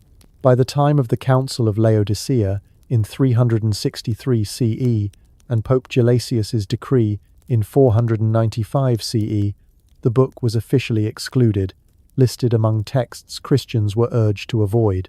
Yet, some whisper a darker motive. Could the Book of Enoch have been banned to conceal truths too potent for the masses? Its tales of celestial intervention and forbidden knowledge hint at a universe more complex than official doctrines allowed. The text's astronomical precision, describing solar and lunar cycles with uncanny accuracy, suggests insights that might have threatened the Church's control over knowledge. Some modern theorists speculate that religious authorities suppressed it to maintain power, hiding evidence of humanity's celestial origins or the influence of otherworldly beings. The book's survival in Ethiopia, untouched by Western decrees, fuels this idea, as if a divine hand preserved it for a time when humanity was ready to listen anew. The banishment of the Book of Enoch shaped the course of faith. By excluding it, the canon became streamlined, but at the cost of its mystical depth. Its ideas, however, never fully vanished, seeping into Jewish mysticism, Christian apocalyptic texts, and even Islamic traditions through figures like Idris. Its rediscovery in the 18th century by James Bruce and among the Dead Sea Scrolls in the 20th century reignited these questions, challenging the wisdom of those who silenced it. Was it banned to protect faith or to control it? The answer lies in the tension between order and mystery, a choice to favor clarity over wonder. Imagine those ancient councils, their lamps casting long shadows as they debated Enoch's fate. The Book of Enoch's banishment is a reminder that truth, even when buried, finds a way to surface. Its silence was not the end but a pause, waiting for the right moment to speak again. We turn to the man at the heart of these visions, a figure who transcended the mortal veil to walk with the divine. This is the story of Enoch himself, the man who walked between worlds, a scribe of the stars, whose life blurs the line between human and eternal. In the Book of Enoch, Enoch is no ordinary man. The Bible offers only a fleeting glimpse in Genesis 5:24. Enoch walked with God, and he was not, for God took him. This single verse, nestled among genealogies of birth and death, breaks the pattern. Unlike his kin, who lived and died, Enoch vanished without a trace, lifted into a realm beyond mortal reach. The Book of Enoch expands this mystery, portraying him as a righteous scribe, a keeper of divine secrets, chosen to witness the unseen. He was the seventh from Adam, father of Methuselah, and great-grandfather of Noah, living 365 years a number, echoing the solar cycle, as if his life itself mirrored the cosmic order he chronicled. The text describes Enoch as a man of quiet wisdom, not a king or warrior, but a scribe who recorded truths with a steady hand. While the world around him descended into chaos corrupted by the Watcher's teachings and the Nephilim's hunger, Enoch walked a different path. The Book of Enoch says he was summoned by angels, their faces shining like the sun, their voices like rushing water. "Fear not, Enoch, righteous man and scribe of righteousness," they declared, calling him to deliver a message to the fallen Watchers. Imagine the weight of such a task. A mortal, standing before beings of celestial power, pronouncing their doom. Yet, Enoch accepted, his courage rooted in a faith that saw beyond the chaos of his time. Enoch's journeys were not bound to earth. The Book of Enoch recounts his ascent to the heavens, guided by Uriel, where he saw the gates of the sky and the throne of the Ancient of Days. He witnessed the cosmic prison where the watchers were bound, the paths of the stars, and the books of life where every deed is recorded. These visions transformed him from a humble scribe into a bridge between worlds, a human granted access to divine realms. The text emphasizes his mortal state. "I was carried aloft in a vision," he says, underscoring that he saw these wonders while still in flesh, a rarity that set him apart as a prophet of unparalleled insight. In Jewish mysticism, Enoch's story grows even more profound. Some traditions cast him as Metatron, the highest of angels, transformed after his ascent to serve as heaven's scribe. The Zohar and other Kabbalistic texts describe Metatron as a celestial being, his name meaning "he who stands beside the throne," a figure who records divine decrees and intercedes for humanity. This transformation elevates Enoch beyond mortality, suggesting he became a mediator between God and creation. In Islamic tradition, he appears as Idris, a prophet of wisdom and patience, credited with inventing writing and studying the stars. The Quran speaks of Idris being raised to a high place, echoing Enoch's mysterious departure. These traditions raise a tantalizing question. Was Enoch more than a man? Some modern theorists speculate he was a cosmic traveler, chosen by extraterrestrial or divine entities to receive knowledge beyond his time. The Book of Enoch's astronomical precision, its 364-day calendar, its mapping of solar and lunar cycles, suggests insights that defy ancient technology. Could Enoch have been a conduit for celestial intelligence? His visions a glimpse into a universe guided by beings beyond our comprehension. His disappearance he was not, for God took him fuels theories of abduction, perhaps to a higher realm or a distant star, where he continues to serve as a witness to cosmic truths. Enoch's role as a bridge between worlds carries a deeper significance. The Book of Enoch portrays him as a righteous man in a corrupt age, a figure who chose wisdom over power, faith over despair. His life was a testament to the possibility of transcending human limits, of walking so closely with the divine that death itself could not claim him.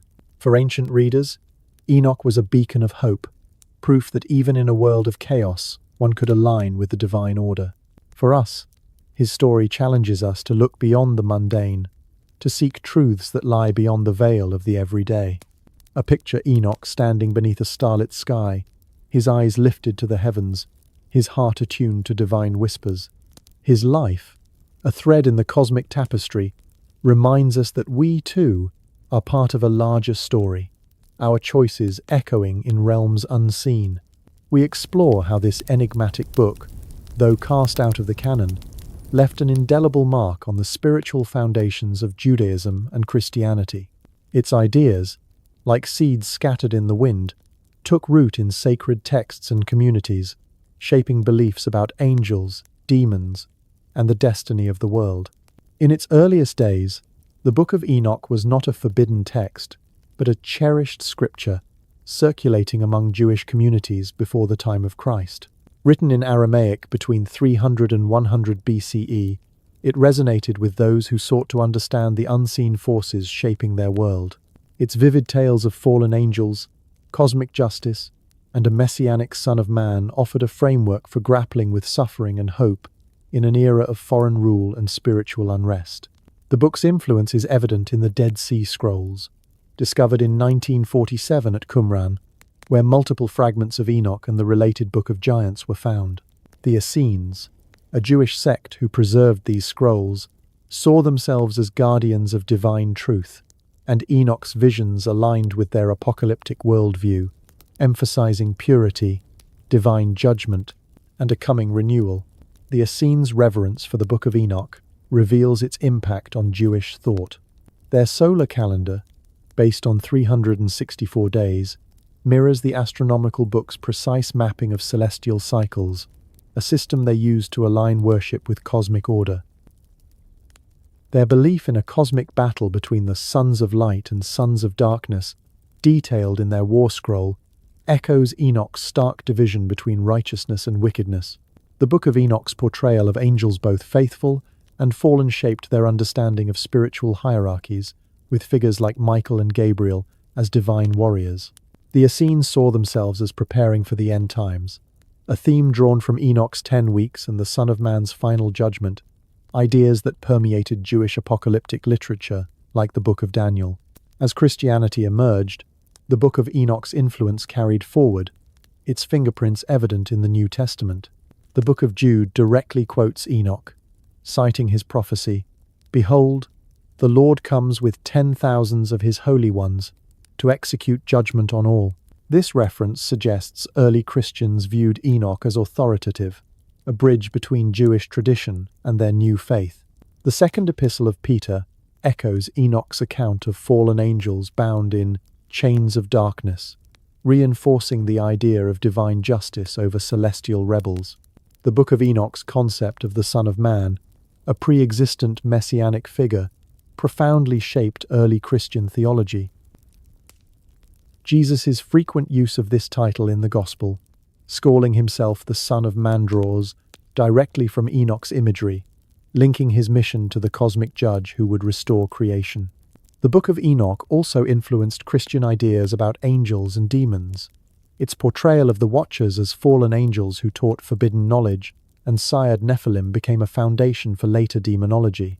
The text's description of Nephilim spirits as demons, roaming the earth to cause chaos, shaped beliefs about spiritual warfare, influencing rituals and prayers against unseen forces.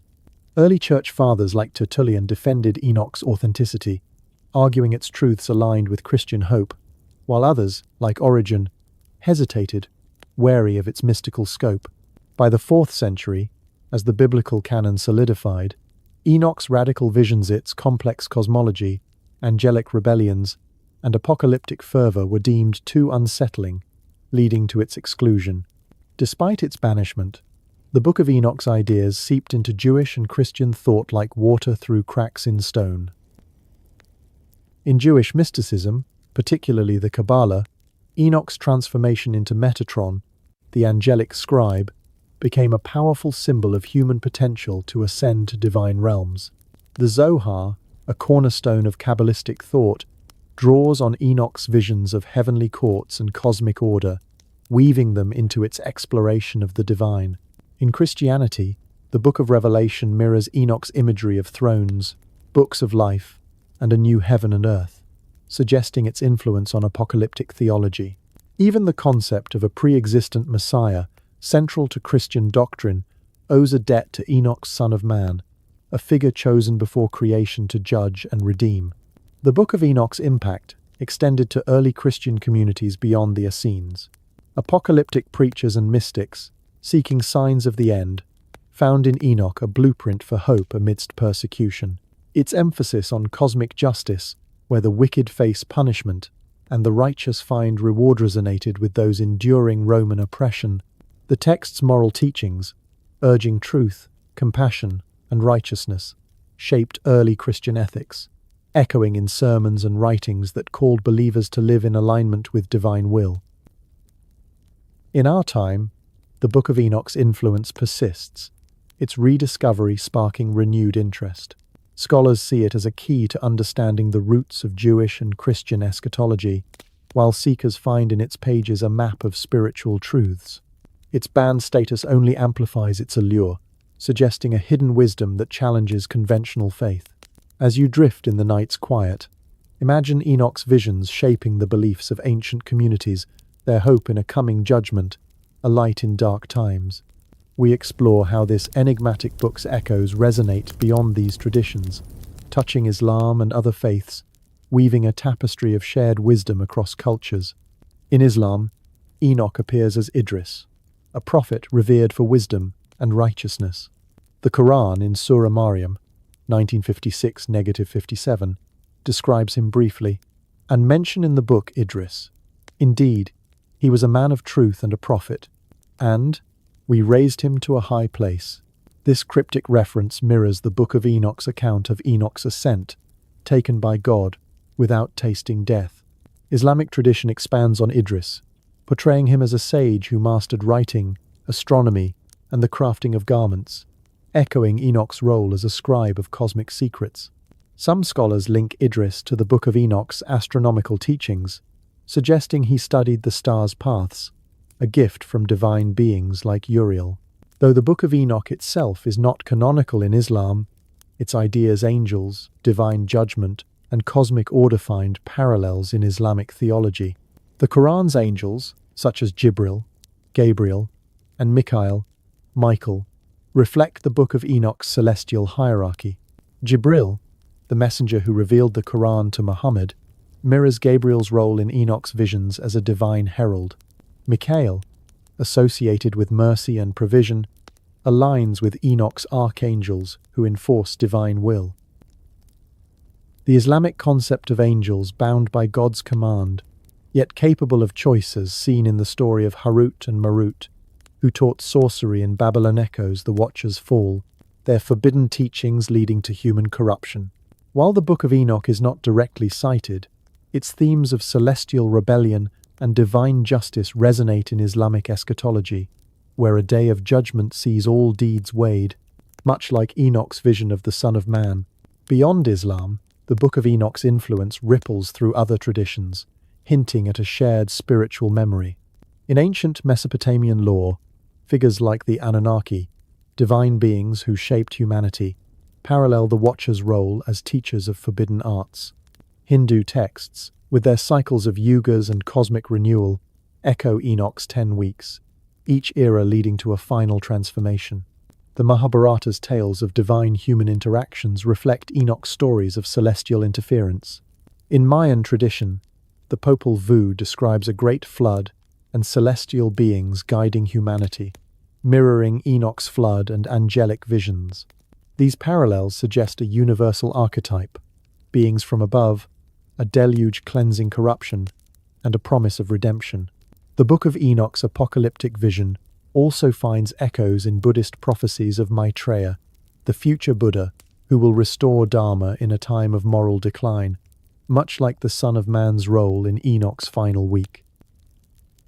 Zoroastrianism's concept of a final battle between good and evil, culminating in a renewed world, aligns with Enoch's cosmic judgment. These connections, spanning continents and centuries, raise a haunting question. Did the Book of Enoch tap into a shared truth, a primordial narrative preserved across cultures? Its survival in Ethiopia, while banned elsewhere, suggests a deliberate act to safeguard its wisdom, perhaps for a time when humanity would seek it anew. In our age, these echoes fuel speculation. Some see the Book of Enoch as a key to unlocking universal truths, its ideas woven into global myths. Could its stories of Watchers and Nephilim reflect a forgotten encounter with celestial or extraterrestrial beings, as some theorists propose? The book's influence, though subtle, persists, a testament to its enduring power. As you drift in the night's quiet, imagine Enoch's visions crossing borders, shaping faiths, and whispering of a cosmos alive with meaning. We turn to a realm where these ancient visions find new life, not in sacred texts but in the stories we tell today.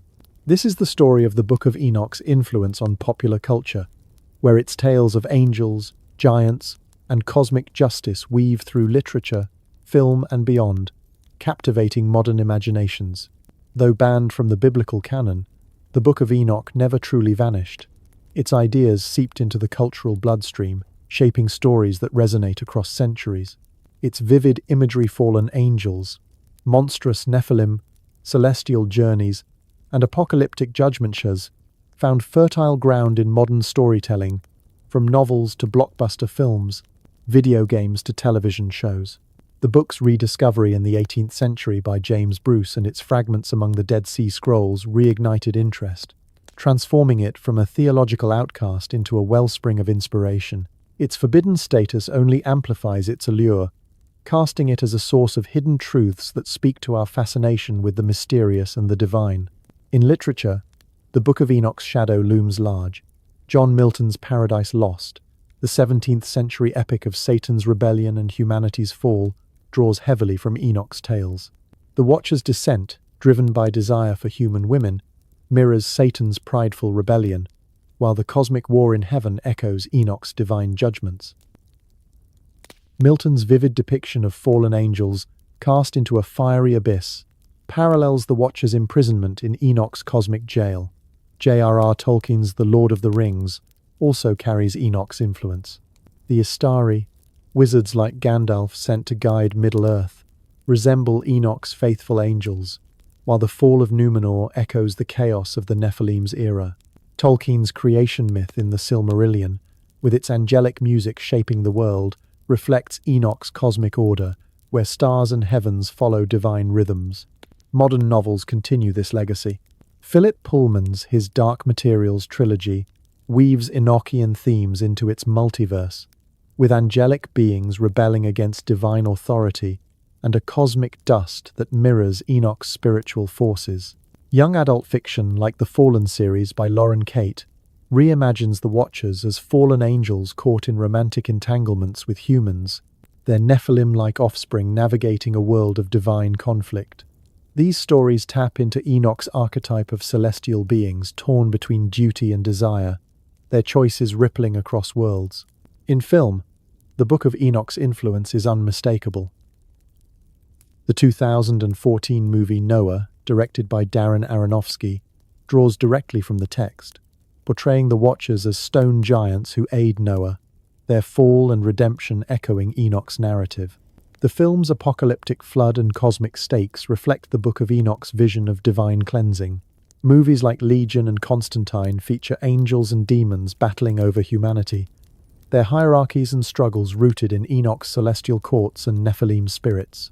Even superhero films, like Man of Steel, carry traces of Enoch's archetypes, with Superman as a being from the heavens walking among humans, his dual nature mirroring the Watcher's conflict between divine and earthly realms. Television has embraced Enoch's themes with fervor. The long-running series Supernatural weaves the Book of Enoch into its mythology, featuring angels with distinct ranks, Michael, Gabriel, and others drawn from the text's hierarchy. The show's portrayal of Nephilim as rare, powerful beings, and its use of the Book of Enoch as a plot device to unlock cosmic secrets directly reflect the ancient text's influence. Episodes exploring angelic rebellions and demonic possessions echo Enoch's tales of fallen Watchers and their restless Nephilim spirits, resonating with viewers drawn to supernatural mysteries. Video games have also mined Enoch's rich imagery. The Diablo series pits players against fallen angels and their demonic offspring, set in a world where heaven and hell clash, a direct nod to Enoch's cosmic battles. Bayonetta features angels and demons, inspired by Enochian lore, their designs drawn from the text's descriptions of celestial beings. Role-playing games like Dungeons & Dragons incorporate Enoch's 7 heavens and angelic hierarchies, allowing players to explore realms that echo his visions. These games transform Enoch's ancient myths into interactive adventures, bringing his stories to new generations who may never read the original text. In music, the Book of Enoch's themes resonate through lyrics and imagery. Heavy metal bands like Black Sabbath weave tales of fallen angels and cosmic judgment, their songs echoing Enoch's warnings of divine reckoning. Folk artists sing of celestial beings choosing earth over heaven, their melodies carrying the bittersweet tone of the Watcher's fall. Even mainstream pop occasionally touches on these themes, with songs of redemption and cosmic longing that trace back to Enoch's apocalyptic visions.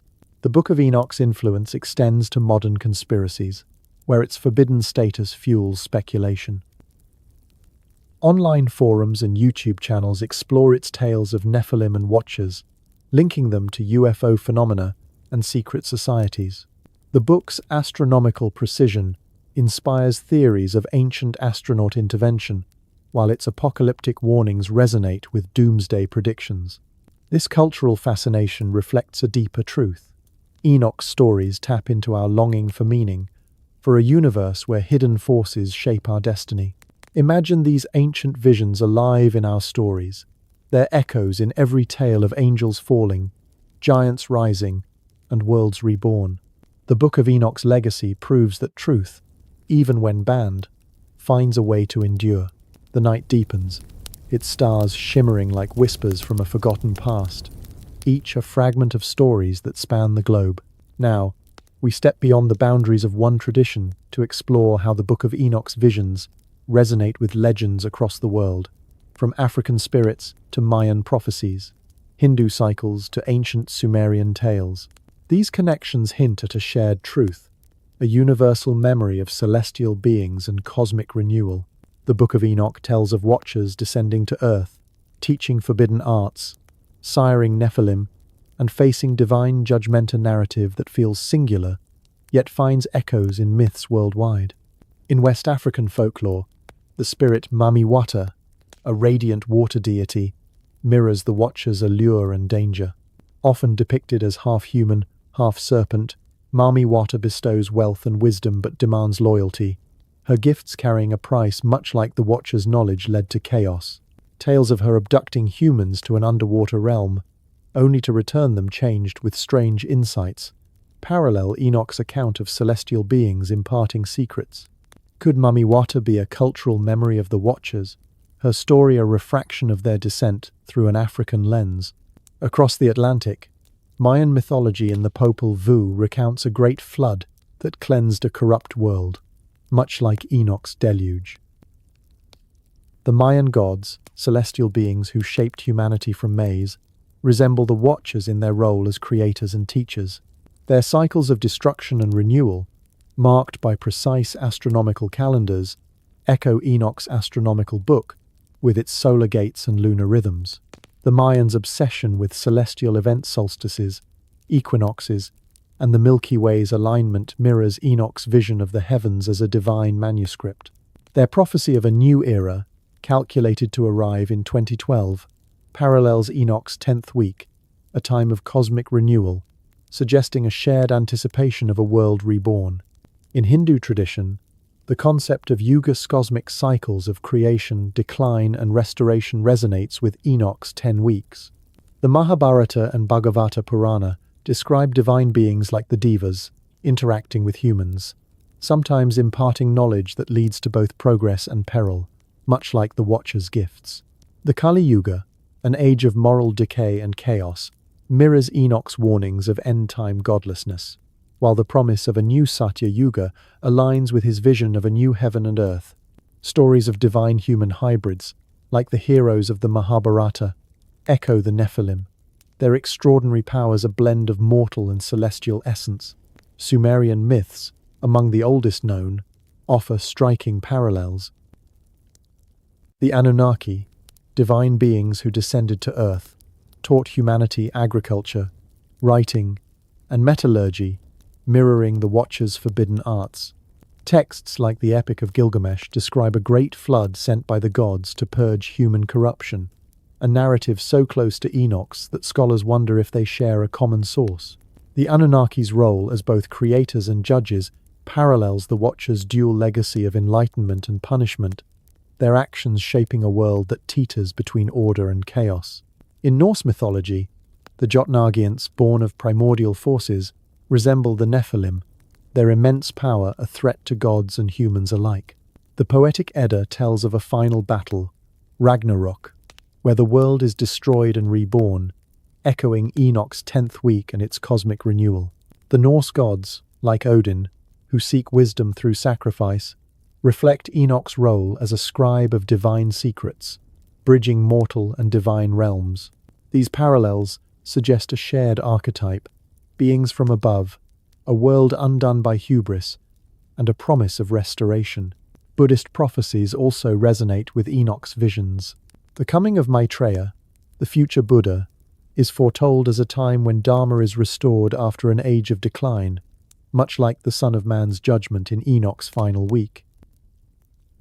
Buddhist texts describe celestial beings, like devas, who interact with humans, their wisdom both enlightening and dangerous, echoing the Watcher's teachings.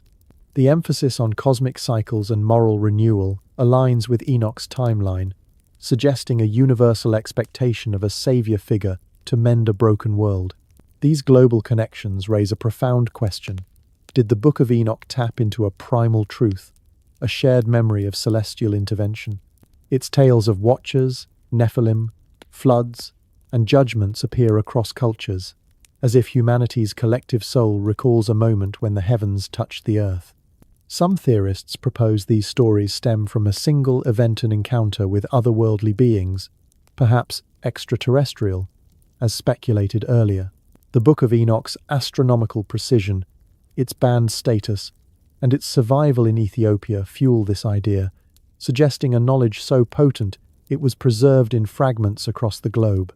Modern conspiracies amplify these connections, seeing the Book of Enoch as a key to a universal narrative. From the Hopi prophecies of a purifying fire to the Aztec tales of Quetzalcoatl, a feathered serpent who brought wisdom, these myths share Enoch's themes of divine beings, cataclysm, and renewal.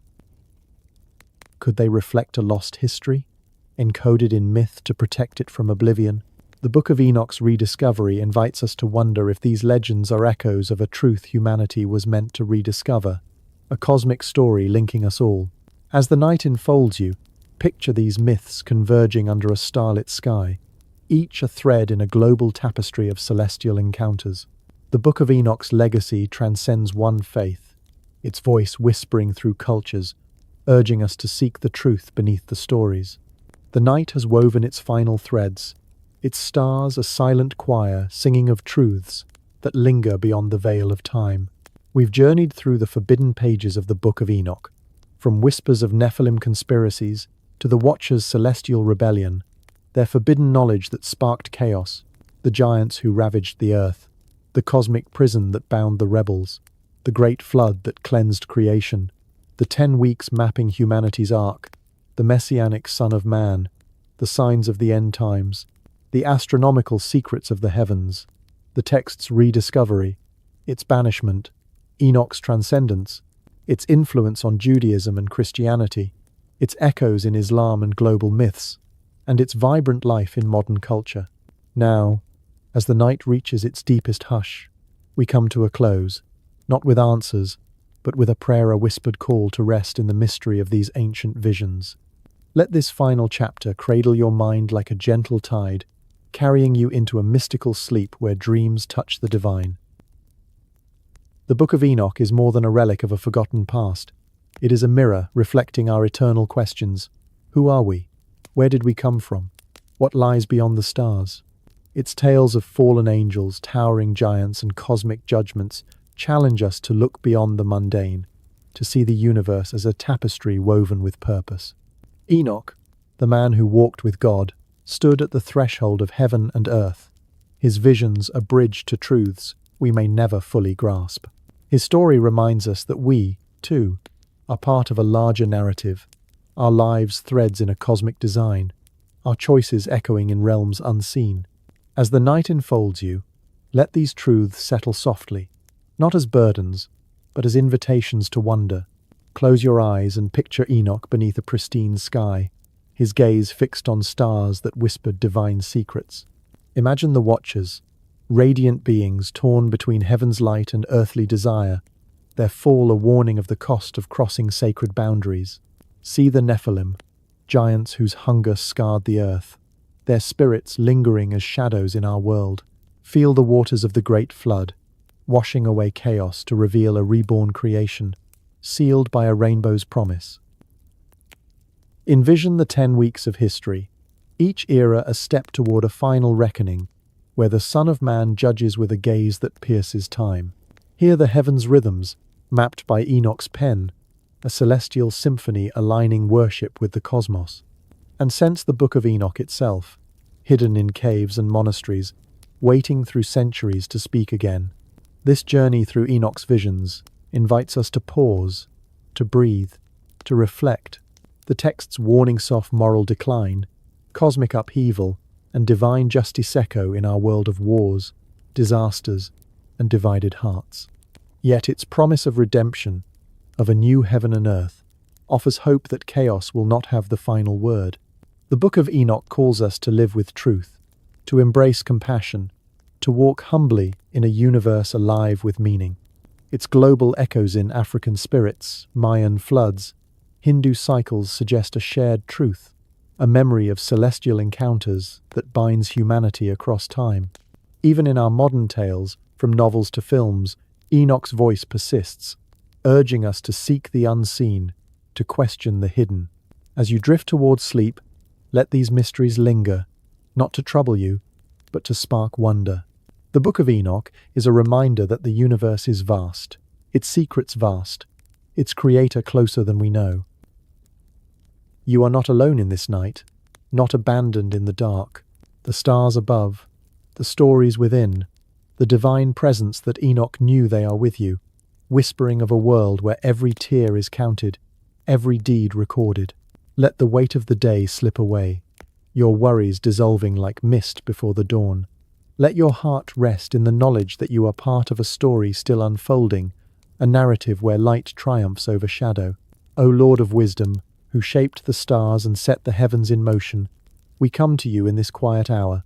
You who guided Enoch through celestial realms, who heard the earth's cries and sent the flood, who promised a new earth where justice reigns be near us now. We bring to you our questions, our fears, our fleeting hopes, the moments we hid and the ones we cherished. You know them all, holding them gently in your hands. Tonight, we seek not visions or fire, but your presence, a light in the dark that reminds us we are never alone. Teach us to be still, to find peace in the mystery of your design, quiet our pride, lift our fears, and hold us close until we remember you are near.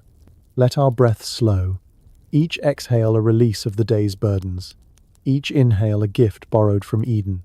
Wrap our spirits in your promises, as you did for Enoch, who walked with you and was taken into your embrace.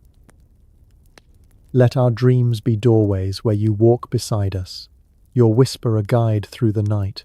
We release this day its edges, its center, its unfinished prayer sand, open our hands for rest. We are not what we fear, not what we've failed, but yours, beloved and watched over. May your angels encamp around us, their wings a shield in the darkness. May your spirit breathe over our hearts, your word echoing softly within. You are our beginning, our resting place, our dawn.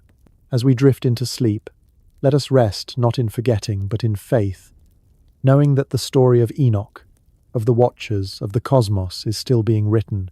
Let us sleep in the certainty that you, who never slumber, hold us through the night. This is Mr. H from Mystery History for Sleep.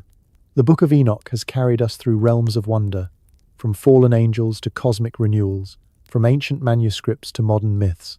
Its truths, though banned, endure, a testament to the resilience of the divine spark within us all. As you surrender to sleep, let the night's silence hold you like a prayer, its stars a reminder of the light that awaits. Dream not of fear, but of hope, of a world where mysteries unfold into peace. Though our journey here ends, the questions linger, inviting you to seek, to wonder, to rest in the embrace of the eternal. Sleep well, dear soul, beneath a sky alive with stories, guided by a love that never fades.